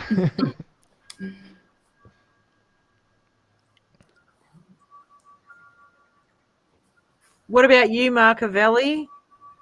How'd you get into crypto, bro? I tried to get into crypto back. I think I remember seeing my brother Hex Dirt Saw. Shout out. He would bought it for like $255, I think. I don't know what time of when that was exactly, but yeah, that was wild as fuck. Like now it's what? I don't know. Like this is crazy. Like what I tried to buy back then and I couldn't figure I didn't know how to do it. I had no idea. I was like, what the fuck is going on? How do I buy this? Like I know this is gonna take off and I just didn't know how to do it. I tried buying it on TD Ameritrade and I was like, what the fuck? It's not on here. And I don't think I understood Coinbase at the time or something, or I just couldn't grasp it or something. So I didn't do it. And so that was a epic failure on my behalf. And I'm kicking myself in the ass, but at the same time we got Hex. So it's like kaboom, like boom, like T-shares, baby. We got T-shares. Like I'm so happy right now. Like I don't know. Like whatever. Yeah, T-shares. Accumulate. Never give up your T-shares. Never give up a single T-share. Cash out, but don't give up a T-share. Stake that shit out as far as you can to get another T-share. I would tell everybody, do everything you can to retain or grow your T-shares. Yeah, like for real. Like these T-shares could be impossible to get in the future. Imagine 20 years from now, people talking about a T-share. An M share. You're not getting a T-share in 20 years. You're not getting it. It's not happening. No, it'll be shares or M shares. You know, I already see it changing to where, you know, when we started the stream and we started talking to Dev Kyle about shares, we knew that there was a lot to it and that shares were going to be the most important. So we started digging into that, and we were all accumulating at the time and staking as long as we could, and even emergency end staking and staking out longer to gain more shares. Those bags that had gone over 50% of their time, some of those short bags that we had, to accumulate more shares, because today I'm hearing in the chat rooms, like I've been listening a lot to the chat, and people are talking about, you know, gathering 100 T-shares, like, you know, and that's already starting to become a monumental task for, like, you know, average normal people. And that wasn't what was going on in the first few months. I mean, we were buying T-shares for very, very cheap at the time. You know, we were staking for a long time and getting a lot of value out of our Hex and getting T-shares. And now it's getting hard. It's already, just after 1 year, started to get harder. And like Marcavelli was saying, you know, after that 10-year mark, you start looking at those charts. Like, you know, Wales is putting that chart up all the time, showing you how fast that's going to start going up after 10, 15 years. It's just going to, that T-share rate is just going to go up. And now all of a sudden, you know, whether you have Hex or not, the shares are going to be so hard to get a hold of that, and the Hex is going to be so rare because it's all going to be staked out because everybody's trying to retain those shares. The value of Hex, I don't know where it's going to go because the scarcity of it's almost like it's been developed too well. It's been created too well. It's going to, the scarcity of that is going to be so difficult to attain. I don't know. I don't know what's going to happen, but it's Well, the world has never seen something so scarce. I mean, no, and it's. I mean, we haven't even seen the real scarcity start to happen, but us who have been watching it as closely as we've been watching it already see that it's changing. We can see the direction it's going in, and we're going, holy shit. And then we look at all the charts that are showing how this share price is going to go up. We're going, holy crap. You know, this thing is going to really get scarce, and your shares are going to become so valuable, especially when we fork ETH. I mean, again, we don't know what's going to happen or how it's going to be developed, but my guess, my big guess, is that it's going to have something to do with how many shares you have, to how you're going to participate in that fork. That's just, you know, what my 2 cents on what I think, because we're all just speculating on what's going to happen. I think it's going to happen sooner than we think. I think that Richard's a brilliant marketer, and I think that he's already got this thing figured out. That's just, again, my opinion. But I think shares are going to have a big deal to do with it, and you're going to want to be part of that, you know? Absolutely. I got some more T-shares last night. I had a little bit of dust when I was doing the MetaMask wallets. You know how Motley was talking about that there might be a MetaMask drop. So I dropped like a couple of thousand hex here and there in my wallet. So last night, ETH was like cheap. Like the gas fees were so cheap last night here in Oz. So about, I don't know, 12, 14 hours ago. So I got all my little dust, all my hex dust, and put it all onto a staking letter and staked it out. I thought, even if I get 2 or 3 T-shares, like, you know, that's going to become scarce. You know, those 2 or 3 T-shares in 6 months to 2 years, you might not even be able to get T-shares for those sort of coins, you know? Totally. What did somebody put in there? Well, what is it? Is it 250? Saving for 44? No, 250 total. I'm going to be working towards saving for 44 more for 250 total. Nice, Chloe. Nice to go after those round numbers. A little. Nice. Yeah, I mean, striving for T-shares is what every real Hexican should be looking for. If you're looking to accumulate, you're looking to accumulate T-shares. That's what you're looking to accumulate, especially if you're young. Because you've got such a nice time horizon that you will understand the value of them later on down the road. You'll remember the old pirate telling you that. And I told people that before the big payday. Don't be fucking keeping this liquid bullshit. Don't be unstaking this shit in 2021. Stop it. 50% that shit and fucking put that shit out there long. Get your T-shares. Get your damn T-shares. That was my advice to you guys. I mean, you know, that's not financial advice. That's Hex advice. You know, you're only making Hex. Why not make more Hex? Why would you not have more T-shares? You know, but that's all water under the bridge. I told you shows aren't any good, but continue to gather T-shares. That's your key. And I know that the Quant Gang and Whales have been showing you guys charts for days and days and days now, showing you why that's important and getting into the details. I don't have to go into the details because I know how important they are. That's your money-making machine. That's your Hex machine, is those T-shares. And if you want to be there when Hex moons, if you want to have the value when Hex moons, you want to have yourself some T-shares. Why? Because that's your miners, man. That's your miners.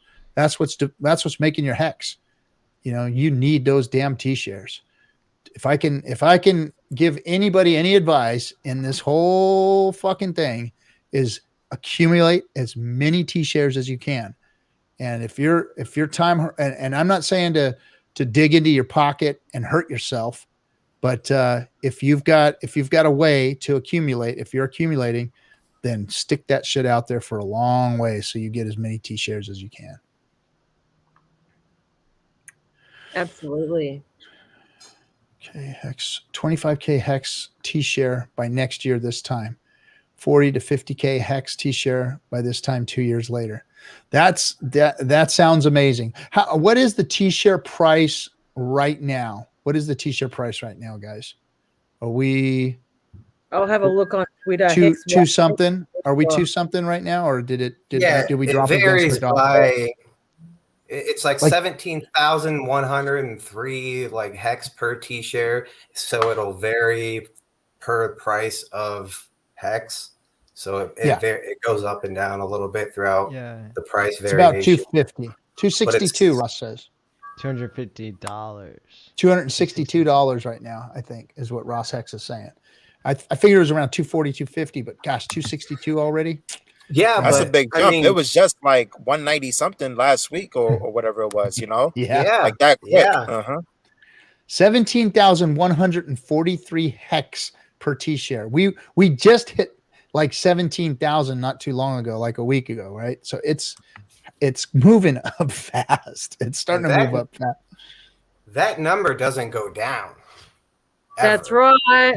No, you never have a better day than today to get your T-shares. There's never a better day than today to get your T-shares. There is. So if you're listening to this into the future, or you're listening to this right now, there is never a better day than today, right now, this very moment, to get you some T-shares. And that statement will span the test of time. It will last the test of time. Every time you hear this, every time you hear me say that, it will be the best time for you to accumulate some T-shares. It's remarkable. Absolutely. But yeah, we're hitting, it's just getting so expensive. I mean, compared to what we got it when we got in, you know, now it's like at 0.1515 today. But yeah, I've got a little bit of liquid, and I've got a couple of short stakes coming out just because I had liquid, but I thought I'll stake it for a brief period and get some interest. But now the gas fees are going bananas. It's like, well, I'll probably lose all that interest in gas fees anyway. But I'll definitely be restaking for my T-shares. Yeah, my plan is to either par or gain T-shares every time I have a stake come out. I will not lose a T-share. I will do everything. If I don't gain a T-share, it's going out for 15 years. It's going out there. Yeah, that's something that's really wild. The idea of having to stake it out as long as you can. It's a little bit like the staking ladder was more or less and is preached about. You know, you don't want to get too far ahead of yourself. You're going to need that money eventually. Like you can't just not have money for 15 years. So it's an interesting thing that's going on. And I mean, I have a lot of different things to say about that, but yeah, start with whatever you can imagine not needing for 15 years and get as many T-shares as you can. But see, if it's $40, it's $40. Like if you get one, like I don't even know what it is. If you just do a 555 stake, I don't know how much exactly. It's like $120. I don't know what it is. Like because you're staking it longer. Like the longer you stake it, the less you pay or something for a T-share. Maybe I don't know. It seems like that. It'd be about $80 for a 15-year T-share right now. Yeah, to get one T-share, it costs like $80. I mean, it's subtracting gas fees, which is another $30, $15 to turn it. You know, Coinbase. It's like $100 for a T-share at 15 years. So that's just $100. If you just did that, you will thank yourself so much in 15 years. If that's all you do, it's just $100. Like, come on. Like, I don't even want to talk about it. You can get the same T-shares for 10 years as you're going to get for 15 years. If you guys notice, either 10 or 15 years give you the same T-shares and the same return. So the only thing you're going to miss on is 5 years of penalties. So in those 5 years, if you just get a higher rate and you're getting a higher rate eventually, you're still getting a higher rate. True, but you know what? You're still getting a decent rate at 10 years. And I mean, if you can't hang out for the full 5, just do it for 10. That's going to be long enough anyway. But there's a It- huge difference in the amount that you end up making Yep, because of from the 10 and exponential 15 is curve. exponential I curve agree. from I 10 to agree. 15. So it's Somewhere At around 10 12 years is where the sweet spot is, and it just starts exponential growth from 12 to 15. It goes nuts. So you miss out on huge amounts of growth if you stake for. I mean, it's way more than like a third, right? Because Yeah. You will thank yourself. You will thank But yourself. still, like, I mean, in 10 years, we're all still going to need money. Like, That's I what mean, I'm saying. Right now, it's such a measly amount of money. yeah, that's right. to What get if you that. spent a couple of $100 for 10 years? You still, that's a small one. And the bigger ones, you stake for the 5, which means you still got a little bit of money coming out in 10 years. You're still It's going to do well. It's the You know? T-share. It's the Nice T-share. candle. Nice candle Right? going right now. It's the T-share. Oh. It's the So it's T-share. that exponential curve you guys are talking about between year 12 and 15. 12 and 15. Is that because like there's a lot of stakes ending and there's less t-shirts on the market? it's because that everybody because- else has to buy in at a higher rate and doesn't Yeah. get as much Price of a interest as you T-share get goes because up you staked earlier. So every day. you Well, not every continue day, to but- get the highest amount of interest in the system, right? Yeah. Okay. But the factor also is because there's a lot of t-shirts that's off the market now, right? Like being that, like say for example, right now it was like what, like 10 point something million t-shirts. So like by after a year 10, there's only going to be like what, like about 3 million t-shirts, and that means your interest would be more, right? T-shirts will be like the amount of T-shirts that you have will be a larger amount of the total shares in the system. Yeah. So Yeah. that's why the Staker app like actually ranks you based on how many shares you have compared to the total in the system. Yeah. To Because- put you into those leagues. But Mhm. it actually doesn't even show you how long you're going to be a squid for, right? Uh-huh. And that's where you have to just know. Yeah, and you as the time rolls, the amount of hex that's coming back in or coming in and staking after you've been in for 10 years already and you're running up to your 15 years, all of those shares are getting so diluted by the amount of hex that has to go in to do that you're going to see your bag, like Maddie was saying, becoming more and more part of the larger share of the pool versus the stakes that are coming in. It's going to take so much more financial energy to equal what you have in the pool, that it's going to be harder and harder and harder for people to have a bag as big as yours. Marcavelli, are you showing us your balance, you naughty boy?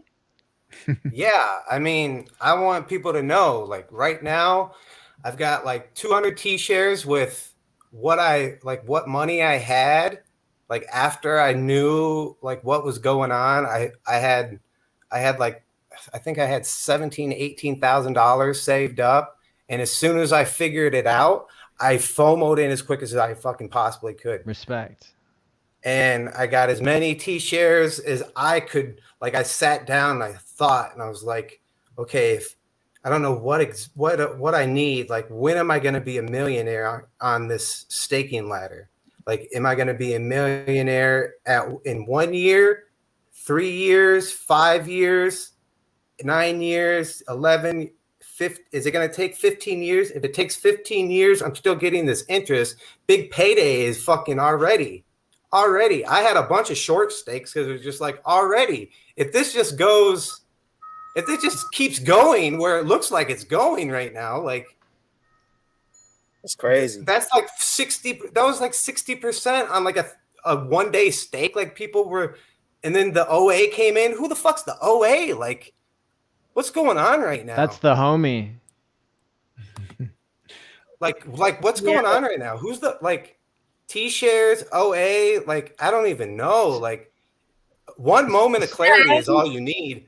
Get yourself. So I want to make a point about how the T-shares work, because I'm still understanding them, even though it seems like I know a lot, which I think is it's okay to know a lot about Hex and to still realize that you don't know everything. So I'm still coming to terms with this idea that it is going to get harder and harder over time to maintain the amount of T-shares. So staking longer will allow you to maintain T-shares, but only up until a certain point. So let's look at the numbers. So if you were getting, let's say 5 hex per day from your T-share, right? Because that's about what it's paying. For a whole year, 365 days, that gives you 1,800 hex. Now, how much has the price of a T-share gone up since the system started? Well, it went from 10,000 to 17,000. So that's a 70% increase whenever you're getting an 18% return, right? And so what's actually happening is at some point, we're going to reach the year, whenever it is, year 2, year 4, whatever, when all of a sudden you can't stake long enough to maintain your T-shares because the price of T-shares is going up faster than the amount of interest that you're getting. And that's the system is designed that way to make people stake longer, right? And so that's another thing that we want to consider is that that at some point it will be impossible to maintain your T-shares. So maintain them as long as you can, right?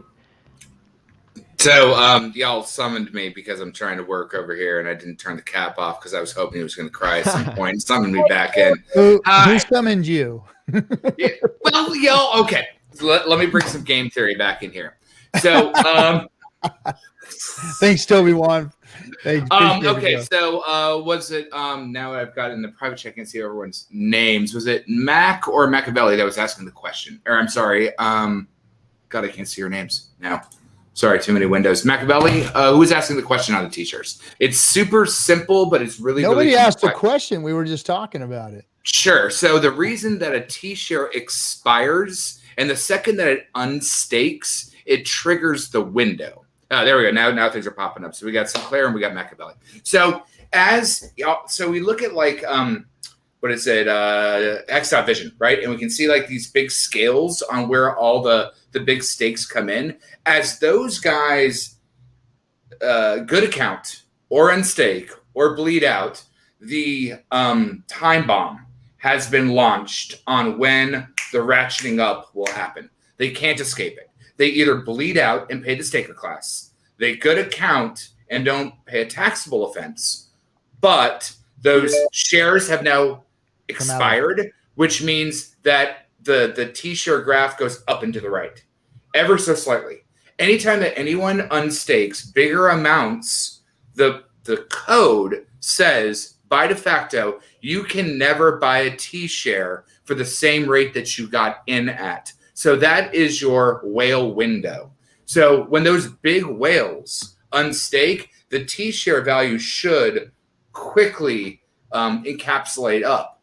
We have that through Bitcoin. You can look at hex.com tech specs to see it out. And they had that through the compounding of the algorithm to hash, but then the ability of the halvening to increase the complexity of the math equation to also keep going up. But so it really doesn't make a whale to make the T-share price go up. No, it just has to do that. Any unstaking, it doesn't matter who unstakes. If they're getting more value, they're that happen to be the person to ratchet the price up.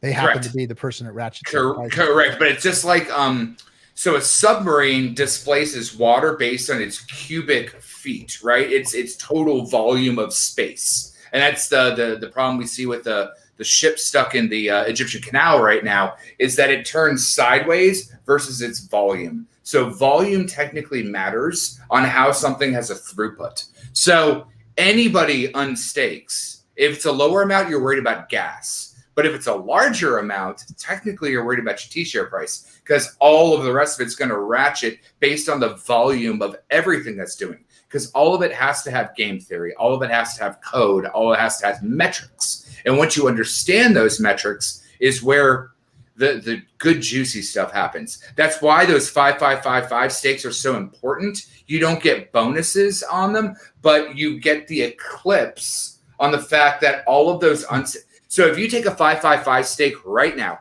today, you are going to get the best price that you're going to get from all of the Genesis shares unstaking because they can't not unstake. They will have bled out at this point. So today's 555 stake is going to be more valuable than a Genesis share because those Genesis shares can't buy in any cheaper because they have uncoupled. But you forget about the amount of hex that they have in their bag that they can buy more. Completely irrelevant. That is not irrelevant. That's how you push the price up. They will have hex. I understand that, but they will also. You're talking about their principal value, and correct. But they can't buy new T-shares at that value. So if they can't, but they have a significant amount more hex, and if they go out longer, they're going to end up. They can go out, but they can par is what'll happen. Correct. But parring also is like raising the tide, right? Those tides raise irrevocable. So as like the small fish, let's say you have a kiddie pool and you throw a cat. I love cats, but you throw a cat in a kiddie pool, it's not going to displace the water that much. If you throw like a greyhound or an elephant in the kiddie pool, it displaces the water all the way. And so when you have those, let's just not call it black swan events, white swan events. Are you kidding me right now, bro? Are you kidding me right now? What the fuck are you talking about? Wait. What are you talking about? What's going on? You said so many fucking words right there, like kitty canal. Like, what the fuck are you talking about? Let's roll I'm it back. About T-shares. Please roll it back. Sure. Okay, so T-shares, right? When Machiavelli you doesn't want you to throw his cat in the pool. Clearly, he's more of an elephant type person. So when you unstake a T-share, do you know what happens?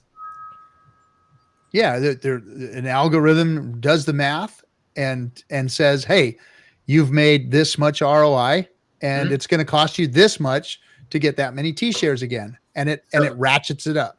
Correct. So if we look at hex.com/techspecs, go ahead and look at that with me, Machiavelli. Right. So hex.com/tech specs. Let me type it in here. That's in chat. No. I'm not looking it up. Okay. Why? I'm getting T-shares. I don't care about it. I don't care about going to any website. It is so easy to get T-shares. If you just get one T-share, stake it out 555, you're you're going to thank yourself so much. It's insane. For sure. Yeah. Don't complicate things for people. Like, I get that. Keep it so simple for people. I think just, cool. I don't know. Looking at a different perspective. That's all.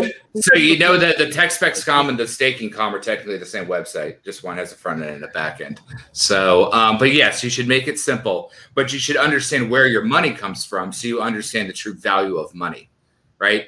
And so, you're trying to tell me what the true value of money is? Are you kidding me? Who are you talking to right now? Who are you talking to right now? Why are you getting salty, Machiavelli? Why are you getting salty, bro? He's just trying to. Is he not saying those words in front of my face? Like, I don't even like. I don't understand why you're so upset. I don't understand why you're so upset. I don't understand the context. Okay, but that doesn't mean you. That doesn't mean you need to freaking light up, man. You don't need to light up about it. Well, that's why I came on to explain. He's just trying to explain things, bro. Right. It took me about 5 months to get the T-shirt concept. It takes a minute. So if you're new, it takes a minute. Like, I build fake realities for a living. I deal with complexity. It took me a minute. I went through the whole. You do build fake realities for a living. Mm-hmm. That is very true. That is correct. I'm a video game artist. Yes. So you're more than that, pal. You're more than that. But that's all right. You know, we can hear both sides. Architects of video games. Machiavelli, to me, it's black and white, but Kool-Aid's got another version of it. So we'll just listen to him and see what he's got to say and ask him questions. What I was trying to explain is what's on the hex.com/techspec site. So if you've been in crypto for a while and you understand how hashing works as a miner rate and why it's a proof of value that scales, what Richard did is he twisted it to give stakers the essential value of hashing as a T-share. So you're renting out little Bitcoin miners. That's what a T-share is. It's a money printer. Machiavelli, do you want to add something to that? You literally said the words. Richard Hart twisted something that is so fucking valuable and wonderful that you would never want to put the words twisted and T-shares in the same sentence. Please don't say these contexts. The syntax grammar is in. All right, Machiavelli. Chill, bro. You need to chill. I think it's part of the game theory in Hex, really. And Richard Hart was a video gamer. He confessed he spent so many hours playing video games, which we all love. I mean, I'd do it all day if I could. But it's part of the game theory in Hex. And I think, Toby, you're Crypto Kool-Aid, you're looking at it on a different perspective. You're looking right into it. Where me and Machiavelli probably take it pretty black and white. Sure. We just know we need T-shares, right? True. That is the easy way to get it. Yes, I was on the game theory panel for the Hex convention because that's what I do for a living. But thank you for appearing in the panel. You were always outstanding. But like that's the whole thing of So when I gave my talk, which maybe you should watch, Machiavelli, I talked about how to cultivate your character or your wallet as a character, and how by evolving your T-shares, you actually level up your character. Technically, by staking it out longer, you're getting more experience for your character to level up. I get you. I get where you're coming from. Just get more T-shares, Machiavelli. You're doing a good job. Just get more T-shirts, Machiavelli. I'm going back to building video games. Please. Yes, let's get more T-shirts. Hey, Hex just hit 155 according to we're pumping, man. We're pumping. This is the best pump. Mr. Pirate. That's a Machiavelli pump right there. That's right. Please get more T-shares. I beg of you. Your future self is coming from the future and tap you on the shoulder and is going to direct you to buy more T-shares because you need this in your. Look at that candle, T-shares. You need them. It's not even. It doesn't cost. It literally doesn't. How much is it right now? Like it's going up right now. Like it's like 17,000 hex per T-shirt, I think.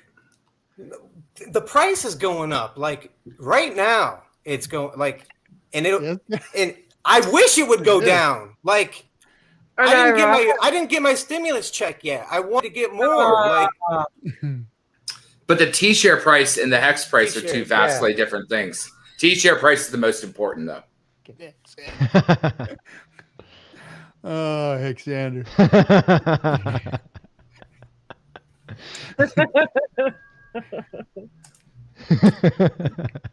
Oh man, you guys are too much sometimes. All right, I'm going back to work again. If you game theory support booking, go easy on the box there. Go easy on the box. See you at 2 cents, Bray. Oh, geez. Hey, Captain RG3, you're going to the Vegas meetup, aren't you? Am I going to Vegas? Yeah. I mean, it's like it's a few hour drive for me. Yeah, so I'll be there. You taking the family, or are you going? No, just me and my old lady. Me and my wife will be going. No. Yeah. We don't get out often. We've got 3 kids from 19 to 4. So you know what? It's very rare we get to have an adult weekend. So that's definitely going to be an adult weekend for us. And we're going to go to Vegas and find a nice secluded place and then go hang out with you guys every once in a while. Oh, that'll be cool, RG. And you guys are going to have such a wonderful time, and you getting to you know what? To be honest, Vegas has turned into kind of a little bit of a letdown for me. Hey, thanks, Claire. Look at that. I haven't even been there yet. It's not too well, bad. it's turned into like it used to be this like old mobster kind of gambling casino desert place that was like really inexpensive and a lot of fun and a lot of it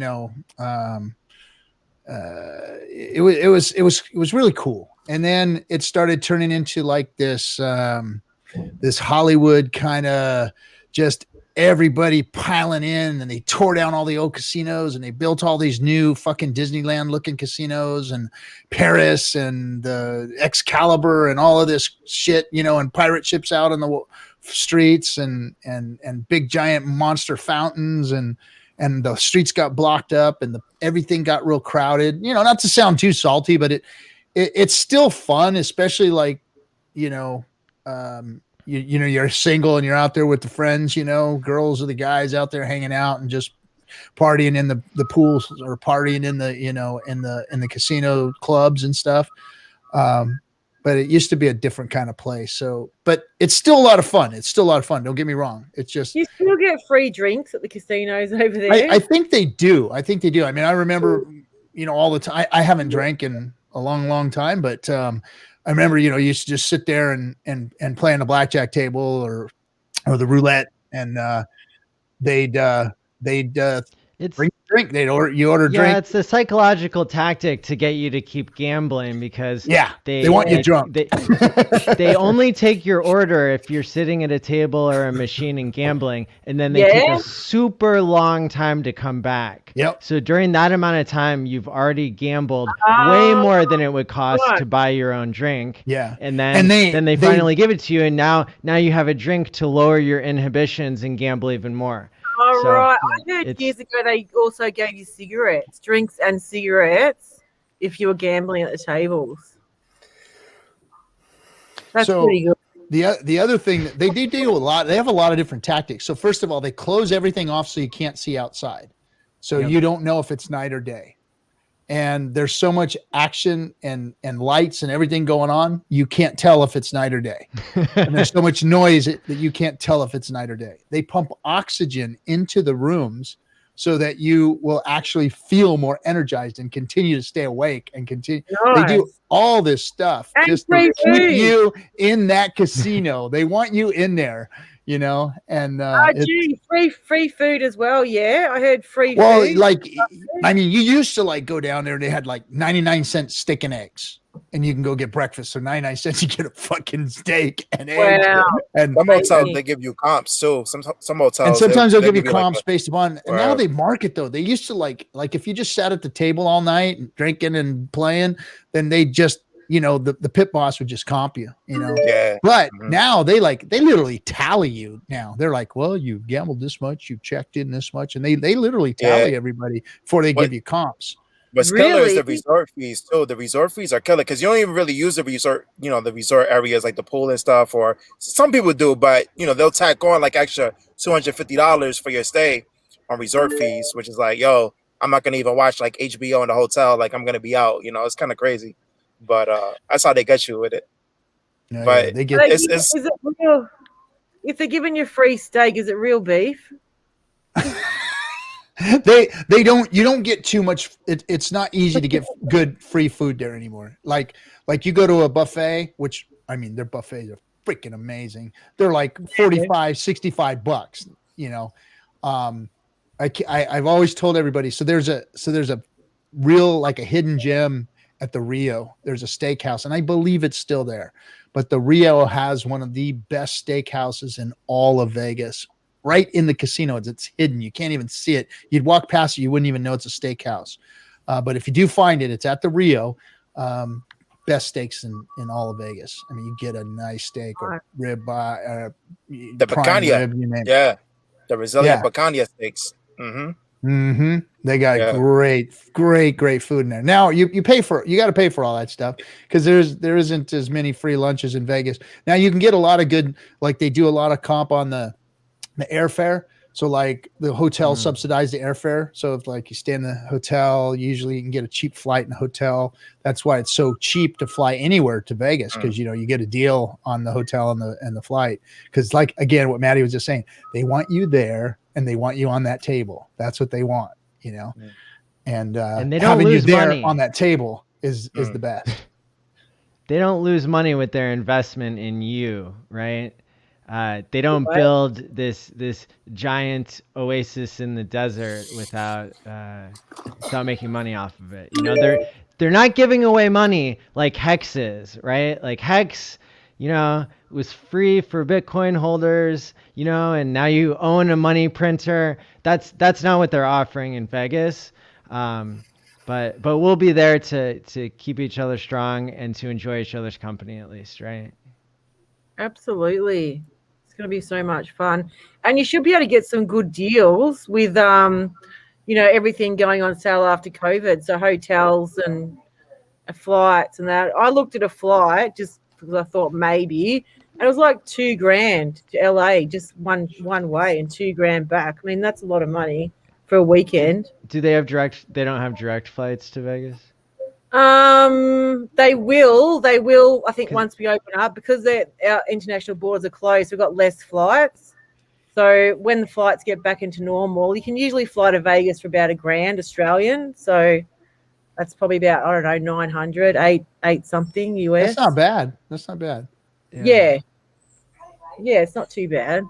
Hey guys, I'm gonna go ahead and bounce. I'm about to do some Uber driving for the night. So great talking to you guys. All right. All right, Sinclair. Gather them right, T-shares, bro. Gather them Get T-shares. them T-shares. Tell everybody you know. You know it. Everybody you know, bro. Like it ain't happening in the tomorrow, the next day. It ain't getting better for nobody. It's now. Now is the time. That's right. Now is the time. Peace. Take it easy, bro. Good having you. All right. Yeah. What an exciting night in DS. What an exciting night. This is awesome. Thanks for coming on, Marcavelli. Good having you, bro. Thank you, RG3. Where do you live, Marcavelli? I live in Michigan. Yeah. Where is that? Is that what is it close to? Washington or New York? Canada's kind of close. Canada's kind of close, yeah. Cool. Is it nice there? Cold as fuck. Yeah, it's all right. I don't know. It's real nice in the summertime. Like northern Michigan, fucking Kid Rock, baby. We out here. We getting it. Yeah, beautiful. Well, you guys got your summer coming up, so that'll be good. Yeah. It's gonna be real good. Yeah. We had a shit summer here in Australia. The coldest summer in 19 years. We're here in Melbourne. It really sucked ass. To be honest. I love the summer. I love swimming and going out, but this year it just flunked. But well, I don't know. Macau. Somebody said if you're in Australia, mostly just go to Macau. Is that where you go for your gambling fix? That's another country, Macau, somewhere, isn't it? It's not here in Australia. Yeah, no, it's got to be one of the outlying islands that are close by, I guess, right? Yeah, where people gamble. Yeah, but I don't think it's big because I've never heard of it, and I would know about it. You never heard of Macau? I've heard of Macau, but I don't think it's in the Aussie region or Asia Pacific, is it? It's like out near Tahiti or somewhere, isn't it?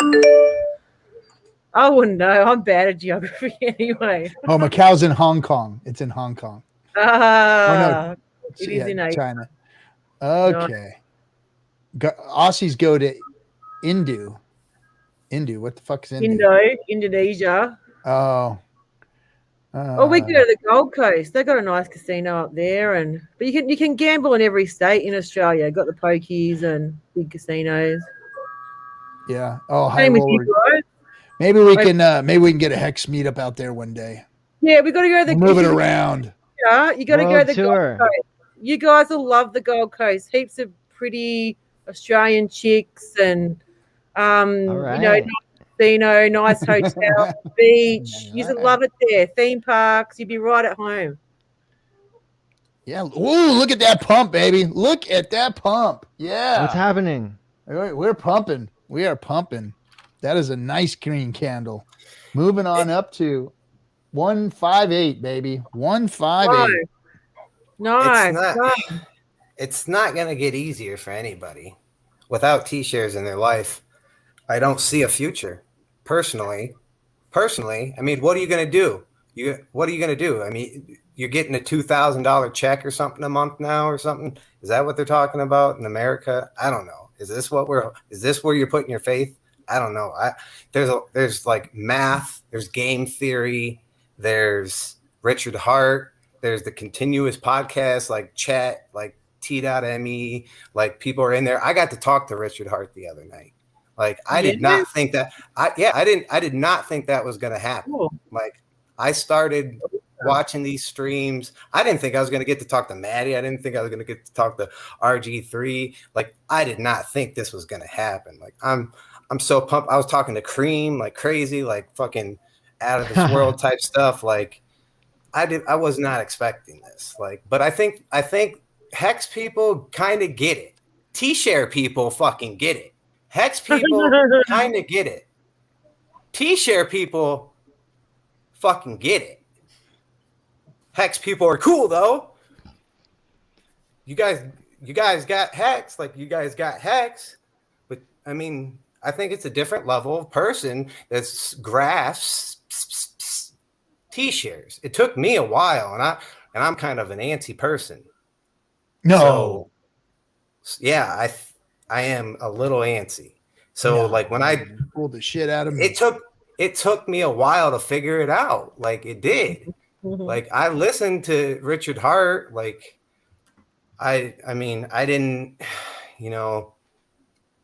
I didn't understand anything when I got into it. Like I understand cryptocurrency, but then you see all these like pancake swaps, fucking hamburger swaps. I don't even know what the fuck's going on out there. Nah, just stay away from that shit. You're always good with T-shirts. That's what I'm saying. That's what I'm saying. I don't even understand. Like I don't even know what's going on out there.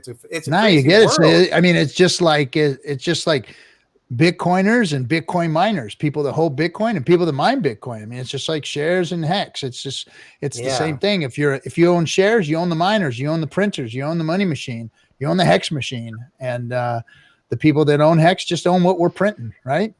Yeah, people just don't get it. And it took me a long time to get it. It took me, nah, man, you haven't been here that long. You understand it. That was quick. You got it quick. Well, that's the thing is I did a stake when ETH dropped during the pandemic. It hit the bottom. Like it fucking crashed.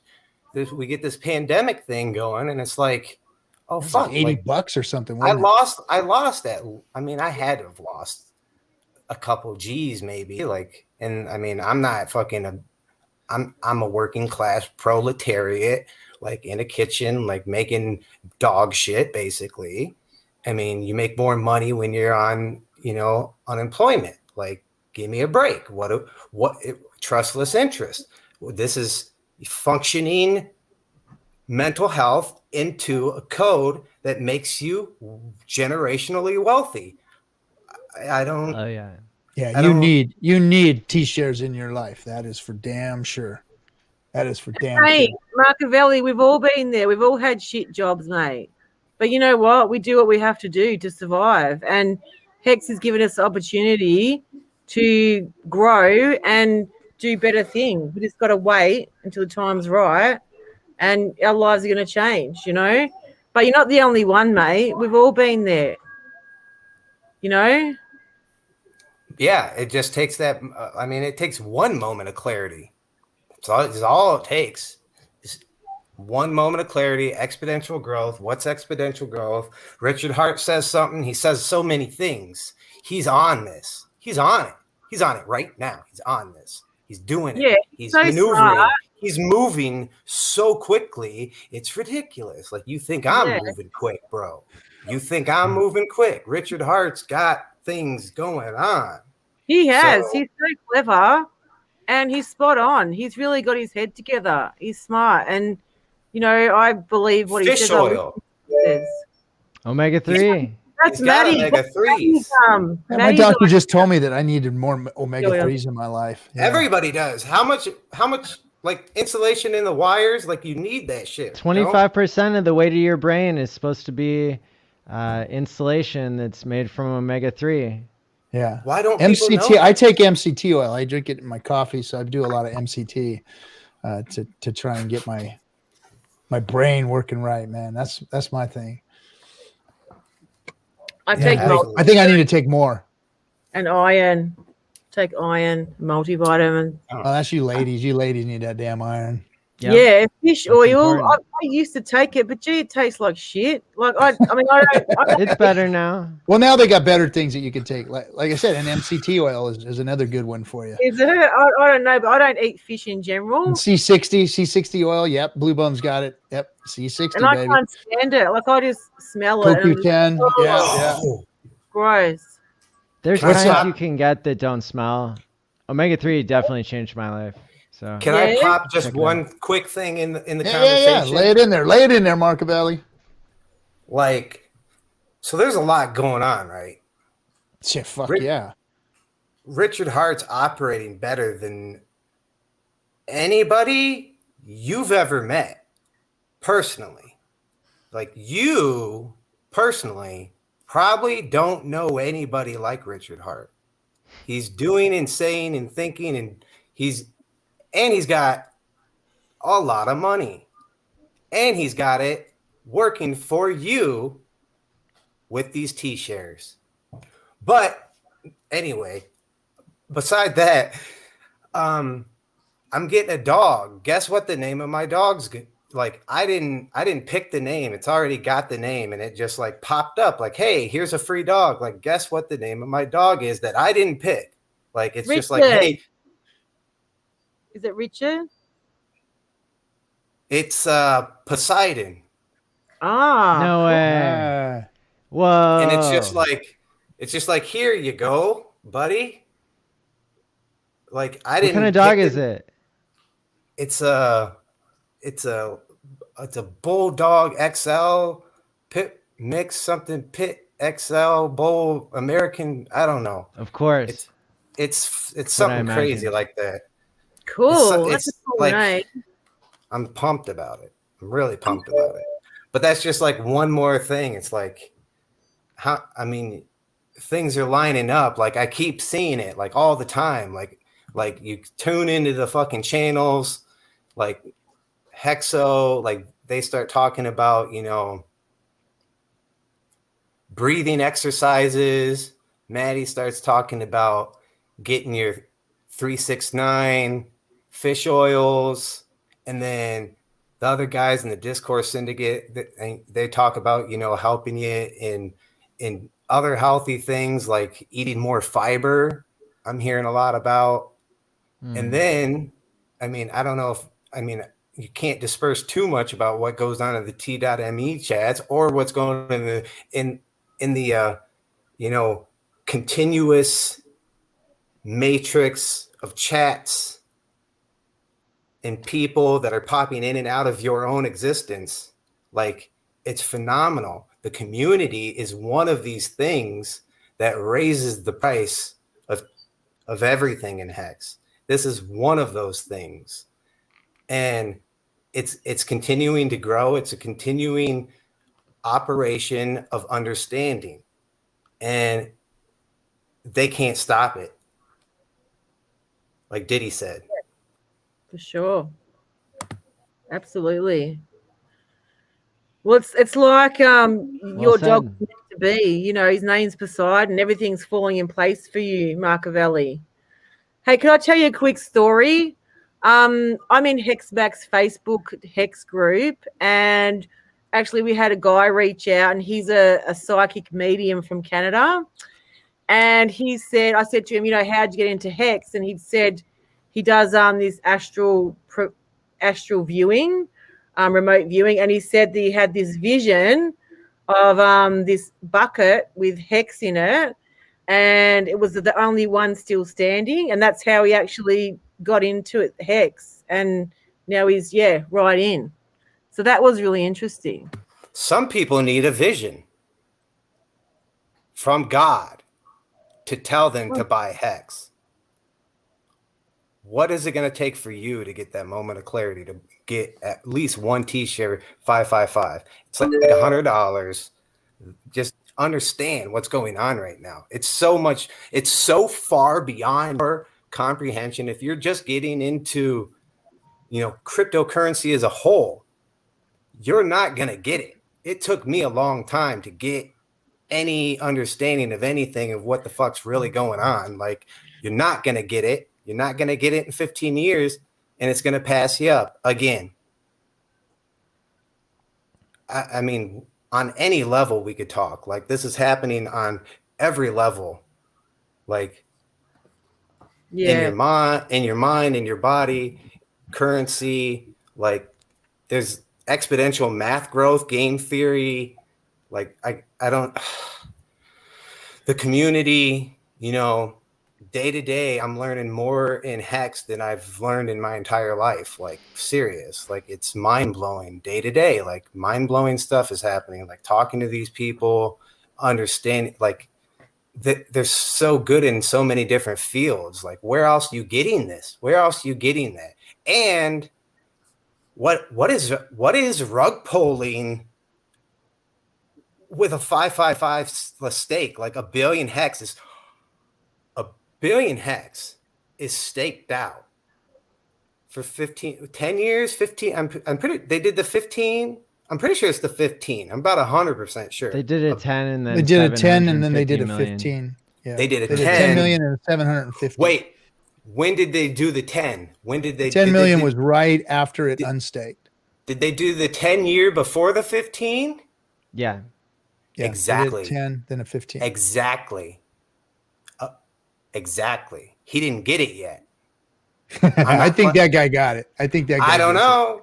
He gets. I think anybody who's putting a billion, he's got other. Why there be suspense? Like when you told us the name of your dog, I was on the edge of my seat. Like, hey,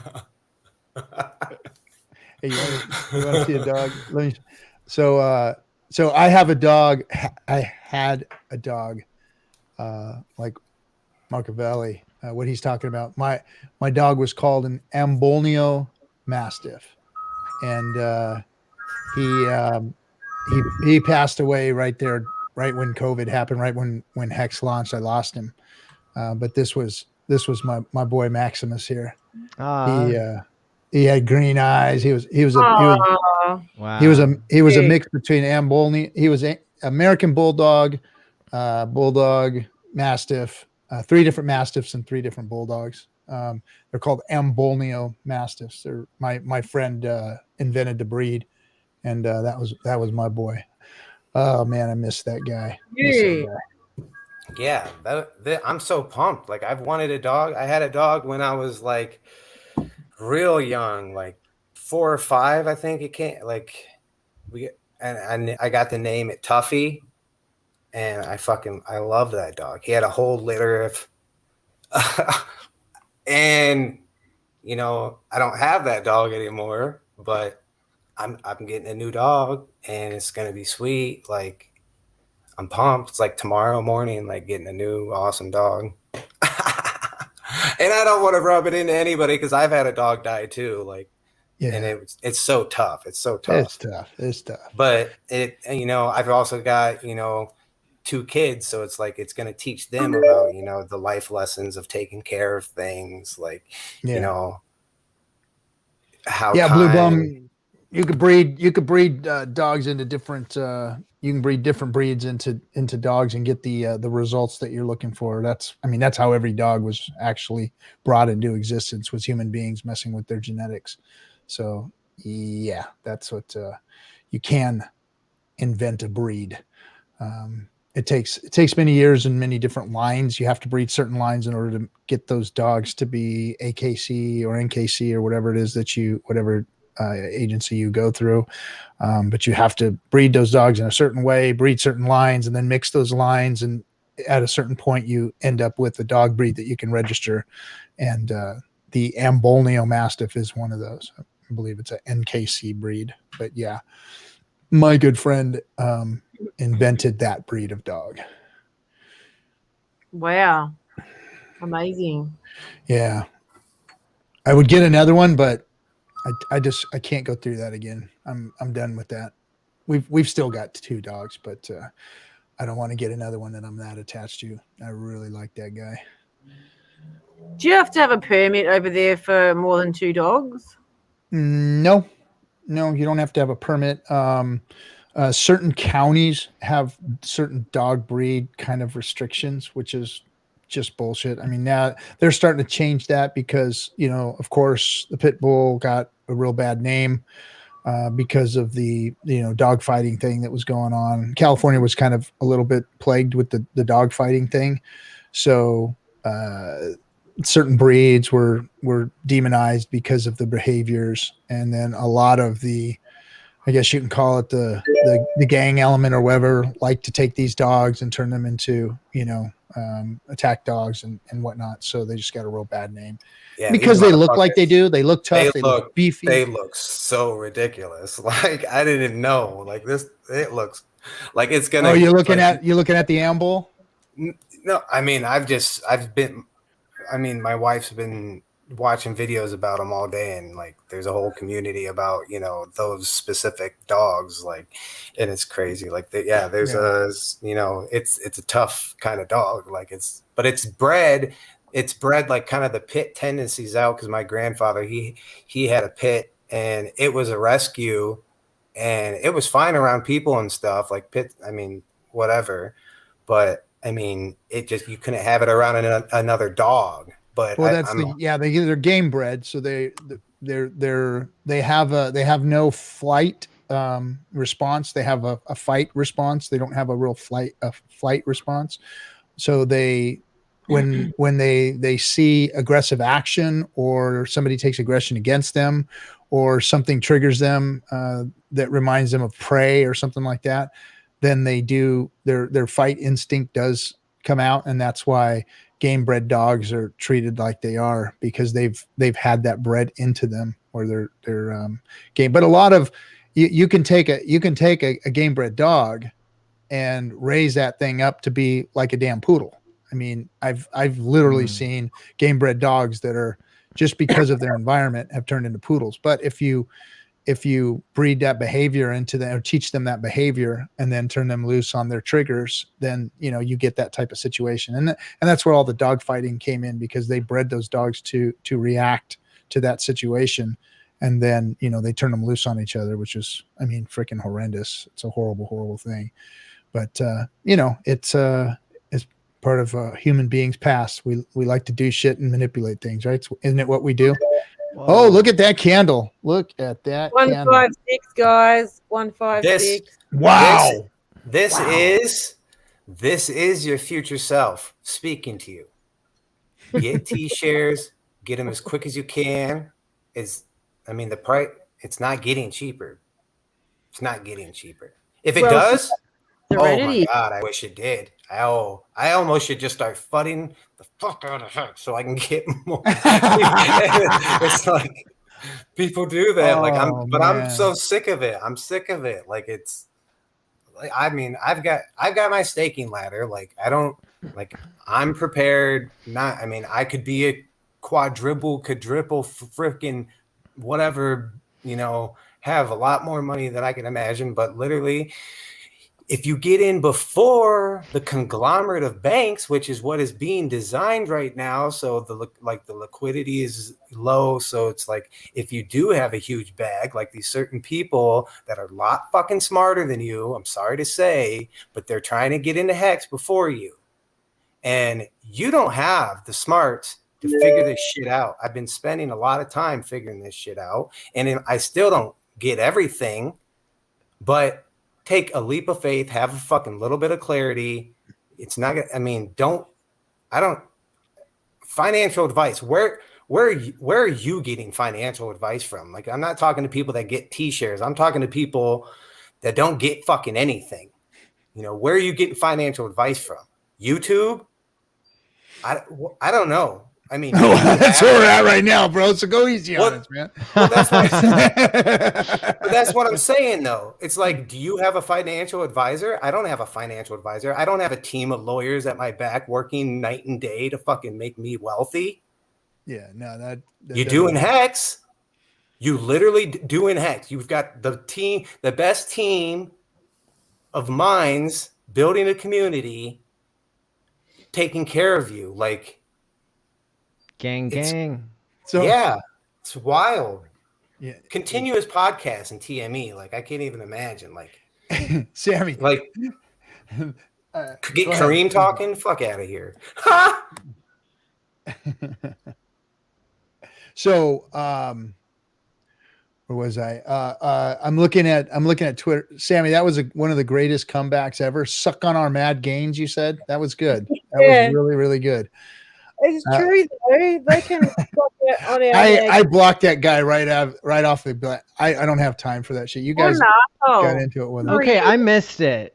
So They I don't got know what into- anybody's talking about. Some guy, I don't know. He said some kind of FUD thing to me and some others on a Twitter post, and so I just said, I'm going to block. Yeah, I could just tell he was just scam guy, and so I just blocked him, and then everybody got in it with him.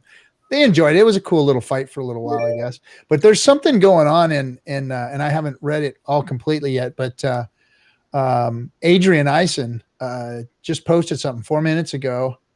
Was that 4 minutes ago he posted that, or is that just his ether scan? 9 minutes ago, so probably just recently. He said, his tweet says, I made a Hex video about Hex Chadwell today. He's back again, buying tons of Hex from new ETH wallets. So he said that Chadwell is back somehow. He's done some chain analysis and found his wallets, and maybe that's why we're seeing some of the pumps that's going on. So Chadwell is back. Is this sarcasm? Who's the Chadwell? Like I've sarcastically called. I've sarcastically. Are you calling me sarcastic, Machiavelli? Are you saying I'm being sarcastic? Hey, it's whatever. Like some people get it, some people don't. I'm just trying. The Chadwell was we called the Chadwell back in the early days of the AA. We called when the AA would pump, we called him the Chadwell. And it was like I think that saying kind of went away. We used it a lot in the beginning. There's somebody saying the God whale. There's somebody saying that different whale. The Chadwell is pumping or something. Yeah, the Chadwell's buying again. That's what Adrian Eisen. You probably don't know who Adrian is either. Anybody can buy. What are you talking about? Well, okay, that's fine. That's nice. Well, that's fine. I like it. Increase the pump. Of course we do. Of course we do. I mean, I don't even want to go down that road because that's absolutely what that is. It's absolute FUD. That is a distraction of momentum, of understanding. You can FUD it and deteriorate. No. You're mistaken. You're mistaken, Machiavelli. This is when a whale buys, it's a good thing. When a whale buys, it's a good thing. Yeah, it would be nicer for me if there was more people just waking up to the idea, like someone called up their brother and was like, hey, I understand T-shirts, you dumb motherfucker. Get on here, boom, boom, boom. I hear what you're saying. Boom. I hear what you're saying. And then everyone just communicate. Like I'd rather do that than a whale. Is just a better That's important. idea. That's important too. That's important too. Sharing the wealth and sharing T-shares and the info to help people get out of their situations and help people get involved in it. That's helping as many people as possible. I mean, that's I agree. What it's really. I see where your mind is. I see where your mind is. I'm picking up what you're putting down. That's the game theory. I mean, you want to help as many people as possible. I will talk to anybody on whatever level it takes to raise them up, because I don't know if you've ever heard of Richard H. Dawkins. I don't know if you've heard of him, but there's an emotional scale, there's frequencies, there's a way to decipher language and have a better feeling in your body. I mean, it can get too exciting if you don't, calm the fuck down, which, I meditate. I like to meditate. It is very important. I feel like I would like to be able to meditate all the time. But there's a way to talk to people and make them understand things at their level. You can see it from a different level and see what level they're on and just, hey, yeah, okay, well, okay. Yup. Hi, Machiavelli. We're getting way away from the Chadwell. Yeah, I mean, Brendan and I just figured it out. It's like a snipe hunt or like a Loch Ness monster. Like, yeah, we remember the Chadwell. Yeah, that's what it was. He was like the Loch Ness monster back in the AA days, in the early days. But what's good is it's somebody has a lot of confidence in Hex and wants to buy a lot of it, and that's a good thing for price go up. That's a good thing for price go up.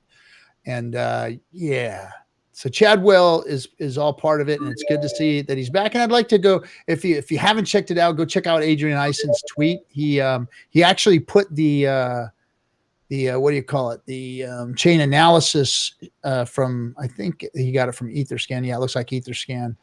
He put the chain analysis in there. For any of you that are interested, go check out Adrian Ison on Twitter. He's showing you that the Chadwell is back. He just tweeted again. Did you guys see it? Like right now, we tweeted another thing. Did he? Yeah.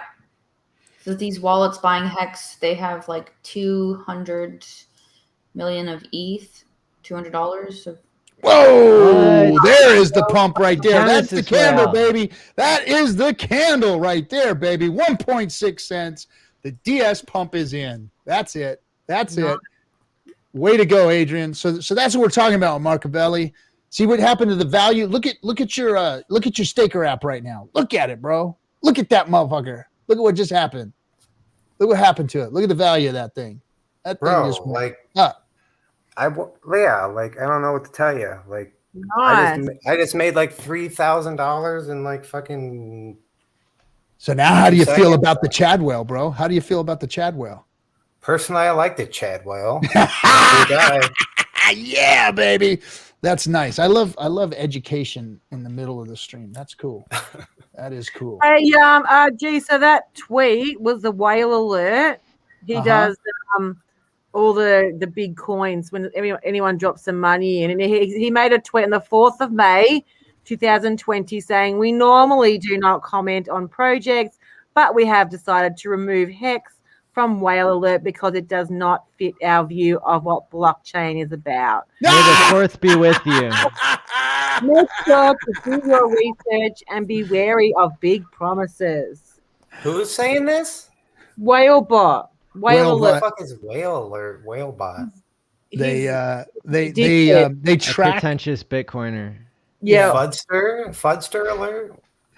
Oh, he's trying to. He thinks he's someone because he's a whale alert. He thinks Is he's this a someone before he's no Is one. this troll? Is this Troll Alert? I don't know. What's Nah. happening. He's a dirty cocksucker now. It sounds like it. I don't know. Fuck you, buddy. That's for Yeah. you, Whalebot. Fuck That's you, rude, eh? That's rude. That's rude. Why would he do that? It's rude. Yeah, because I mean, he's an I have a lot of conspiracies as to why that might have happened. Who that? We might don't have talk been. about conspiracies. And I don't. Nobody I'm not- likes conspiracies on this I show. understand. That's Yeah. fine. This guy's just an asshole, plain and simple. No conspiracy, just an asshole. Yeah. It was Yeah. very fashionable to FUD Hex in the early days. All those Oh. Bitcoin maxis. Mm. That is Yeah. that is a nice pump right there, guys. That is a really, really nice pump. Really. Sure. But hey, Maddie, they all wanted to buy it, mate. See all us Hexicans get in there and say, fuck you, do your research, you're an idiot. There was just not just one comment. There was heaps of us getting in there. And I think that's why it stopped. Yeah. Put up with the bullshit. Yeah. All right. Well, let's end this on a good note. We've been on for 3 hours. I think we've got a lot of entertainment value out of this show, and definitely we've all learned some things. And we got a pump tonight. Isn't that cool? Hey. Look at that. Cool. Look at that green Nice. candle right there. That is a pretty, pretty thing. All right, everybody. Maddie, Serena, thanks for coming on. And Thanks for having Thanks for me. having us. it's good to see you. Maddie, you and I got some work to do. Sammy, as Great. always, great job tonight. Hey, Marcavelli, where'd you go, bro? Where'd you go? Hey, thanks for having me, RG. Hey, and the Aussie Hexicans are on tonight, 9:30 Sydney time. Nice. Check them out. Check them out. All right. Hexo wants me to go. We when we get pumps, we get on the phone and talk like little girls to each other.